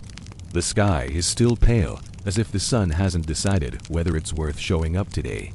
The chant continues. You throw on your robe, yes, still jingling, and head toward the source. In the courtyard, Bernard is leading a circle of servants around a goose. They're chanting, "O noble honker, guide our peace." You cough loudly. Everyone freezes. Bernard beams. Morning ritual to align the courtyard's energy. You mutter, "Remind me to realign your energy later," and walk away. 5 days. The number feels heavier now. Like you're walking through time made of honey. The halls are awake before you are. Everyone moves quickly, but with nervous precision, like a theater troupe waiting for opening night. Half the cast trying not to sneeze. The steward hands you today's Royal Tension Index, a scroll that includes categories like goose mood, restless pudding consistency, acceptable candle symbolism, moderate to elevated Bernard status, creatively unstable, but hydrated. You sigh, better than yesterday. Today's top concern, royal dining etiquette. You're ushered into the dining hall, where the staff has assembled what appears to be a mock royal banquet. Everything is miniature. Tiny goblets, tiny chairs, even tiny replicas of the royal guests made out of bread. You frown at the steward. He shrugs. Visualization helps. You take your place at the mott table while the etiquette tutor, a wiry woman named Lady Crisp, recites rules in rapid-fire succession. Do not speak before the harp begins. Do not lift your spoon higher than your wrist. If a duke sneezes, you must nod solemnly and whisper, "As foretold." You raise a hand. How do we handle spontaneous poetry? She blinks. Who would then? Ah, Bernard. You nod. A long silence. Then she says, you smile and endure it. Lunch brings a surprise inspection from the king's mapkeeper, a man who arrives unannounced and demands to see all your borders. You lead him to the old war room, where maps curl like drying leaves. He traces one with a gloved finger. This river bends suspiciously. You reply, "It's insecure." He nods thoughtfully. You offer him the updated maps, the ceremonial compass, and a loaf of bread. He accepts all three without question and exits muttering about topography and butter. Next, uniform fittings. Your entire household staff now has to wear tunics in soothing jewel tones. The tailor insists it's psychologically stabilizing for visiting nobles. You put on a robe of deep forest green. The cook wears plum. The falconer, teal. Bernard appears in full goldenrod and a collar of bells. Too much? He asks. It's not enough, you reply. He grins. By late afternoon, the castle troubadours request a final audience. They perform a newly composed ballad titled Ode to Preparedness. It includes a verse that rhymes courtyard fog with emotional backlog. You clap politely and suggest fewer metaphors involving spoons. They agree and bow dramatically. As the sky dims, you meet with the steward again. He lays out the final security arrangements. Guards will patrol the south wall. The falcon has been assigned aerial reconnaissance. The bear has been instructed to look menacing but not emotional. You pause. Has the bear ever looked emotional? The steward thinks. There was that one time with the apple tart. Right, you nod. We don't speak of that. The bishop sends a scroll requesting one last approval of the royal blessing. You scan it. It now includes the line, "And may their socks never twist within their boots." You approve it immediately. Night falls. A soft rain begins, like the castle itself is sighing. You wander out to the garden. The flowers glow faintly in the moonlight. Somewhere nearby, the harpist plays a single delicate note and lets it ring. You sit on the old bench beside. The rosemary arch, the one the children like to climb. From your sleeve, you pull out the tiny scroll with the potato seal drawing. You unfold it again. You stare at it for a long time. Ah, reminder. You didn't choose nobility, but you chose how to carry it. A child laughs inside. A goose honks softly in its sleep. Bernard's voice echoes down the hallway, reciting a poem that's probably about beans. You let your head rest against the stone wall. For a moment, nothing moves. You whisper, 4 days, and the wind carries it away. You rise before the sun, not out of discipline, out of inevitability. There's a weight to the day, a breath being held across stone and straw and sky. Even the geese are quiet. The cat is already awake, curled beside your boots, blinking like a monk pondering breakfast theology. You dress slowly. The ceremonial tunic waits on the chair, freshly pressed, subtly perfumed with something that smells like lavender and performance anxiety. You slip it on. Today, everything must work. You step into the hall and are greeted with a sight you've grown almost fond of. Bernard standing atop a crate, reciting the daily affirmation to a crowd of yawning staff. He sees you, throws out an arm. Our noble rises. Like the sun, but less predictable. You nod. Bernard, it's still dark. Exactly. Symbolism. You pat his shoulder. Save the metaphors for the royal toast. He leans in. It's about spoons. I regret everything. You head for the kitchen. Inside, silence. But not the ominous kind. The focused kind. The cook is orchestrating the kitchen like a symphony, pointing with ladles, commanding with whispers. A roast glistens. Breads rest like royalty. Even the humble onion has been treated with reverence. You take a small bite of stew. It's perfect. The cook doesn't look at you, just murmurs, "We gave it humble confidence." You smile. In the great hall, final touches shimmer. Candles are placed with mathematical elegance. The bishop blesses each place, setting quietly this time. Even the goose drum has been polished, though no one will admit who did it. The children pass by in matching tunics, carrying scrolls and small flowers. Remember your line. One whispers to the other, "I say hail, and then I bow." No, you bow. I say hail. Don't bow at the same time again. You leave them to negotiate. In the armory, the bear is being brushed. He seems resigned to the process. The child general pats his head and whispers, "No biting unless provoked by rudeness." The bear blinks, then resumes chewing hay. The falcon circles once, lands on your shoulder. You ask, "You ready?" He tilts his head, mysterious as ever. Then, HOOFBEATS. Distant but rising. The royal caravan. The castle snaps to attention. Bernard sprints down the stairs, yelling positions. Like a mad conductor in a feathered cloak, servants move. Musicians tune. The gate creaks open. You take your place beside the rose arch. And wait. The procession enters. Trumpets, silk, horses so polished they might be hallucinations. The king rides at the center, regal and unervingly wrinkle-free. Behind him, the hair envoy rides in a separate cart, flanked by mirrors. The king dismounts. You bow. He nods. Then you wait. You expect him to speak first. He doesn't. He looks up at the castle, the banners, the bear, the children, everything. And he smiles. Charming. He says. You exhale. The steward almost faints with relief. The next hours blur. You guide them through the feast. The food arrives hot.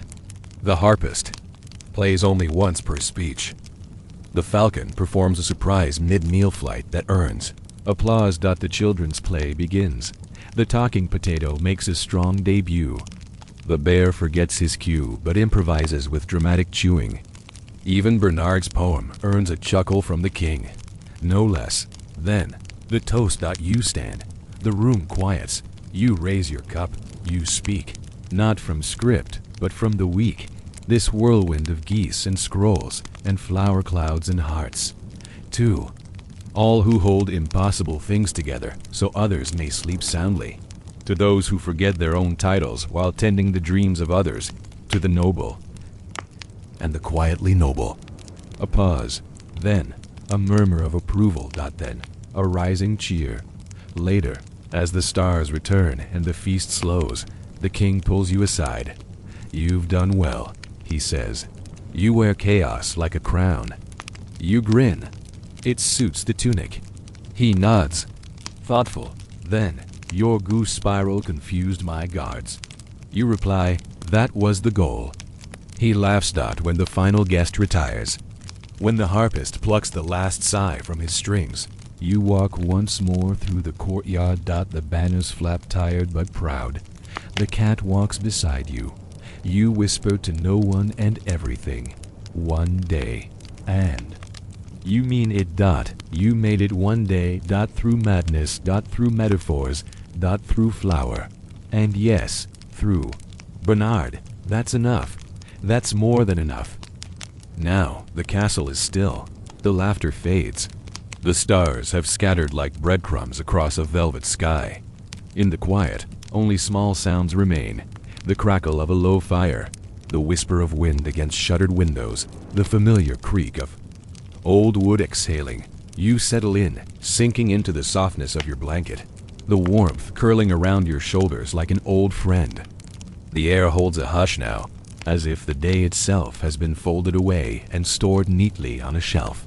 Outside, the geese are sleeping. Even Bernard is silent. Imagine the garden you passed every day, bathed now in moonlight, each flower closed in slumber, each stone content in its stillness. The fountain murmurs gently, water looping endlessly in a song only the night understands. Your eyes grow heavy. The world slows. No more guests, no more scrolls, no more ceremonial putting discourse. Just this moment, just this breath. You made it. You endured. You danced with absurdity and made peace with pageantry. And now you rest. Let the castle fade. Let the weight slip quietly from your shoulders. Let the wind carry your dreams to somewhere soft and strange and kind. Because tomorrow can wait. Tonight you are safe. Tonight you sleep.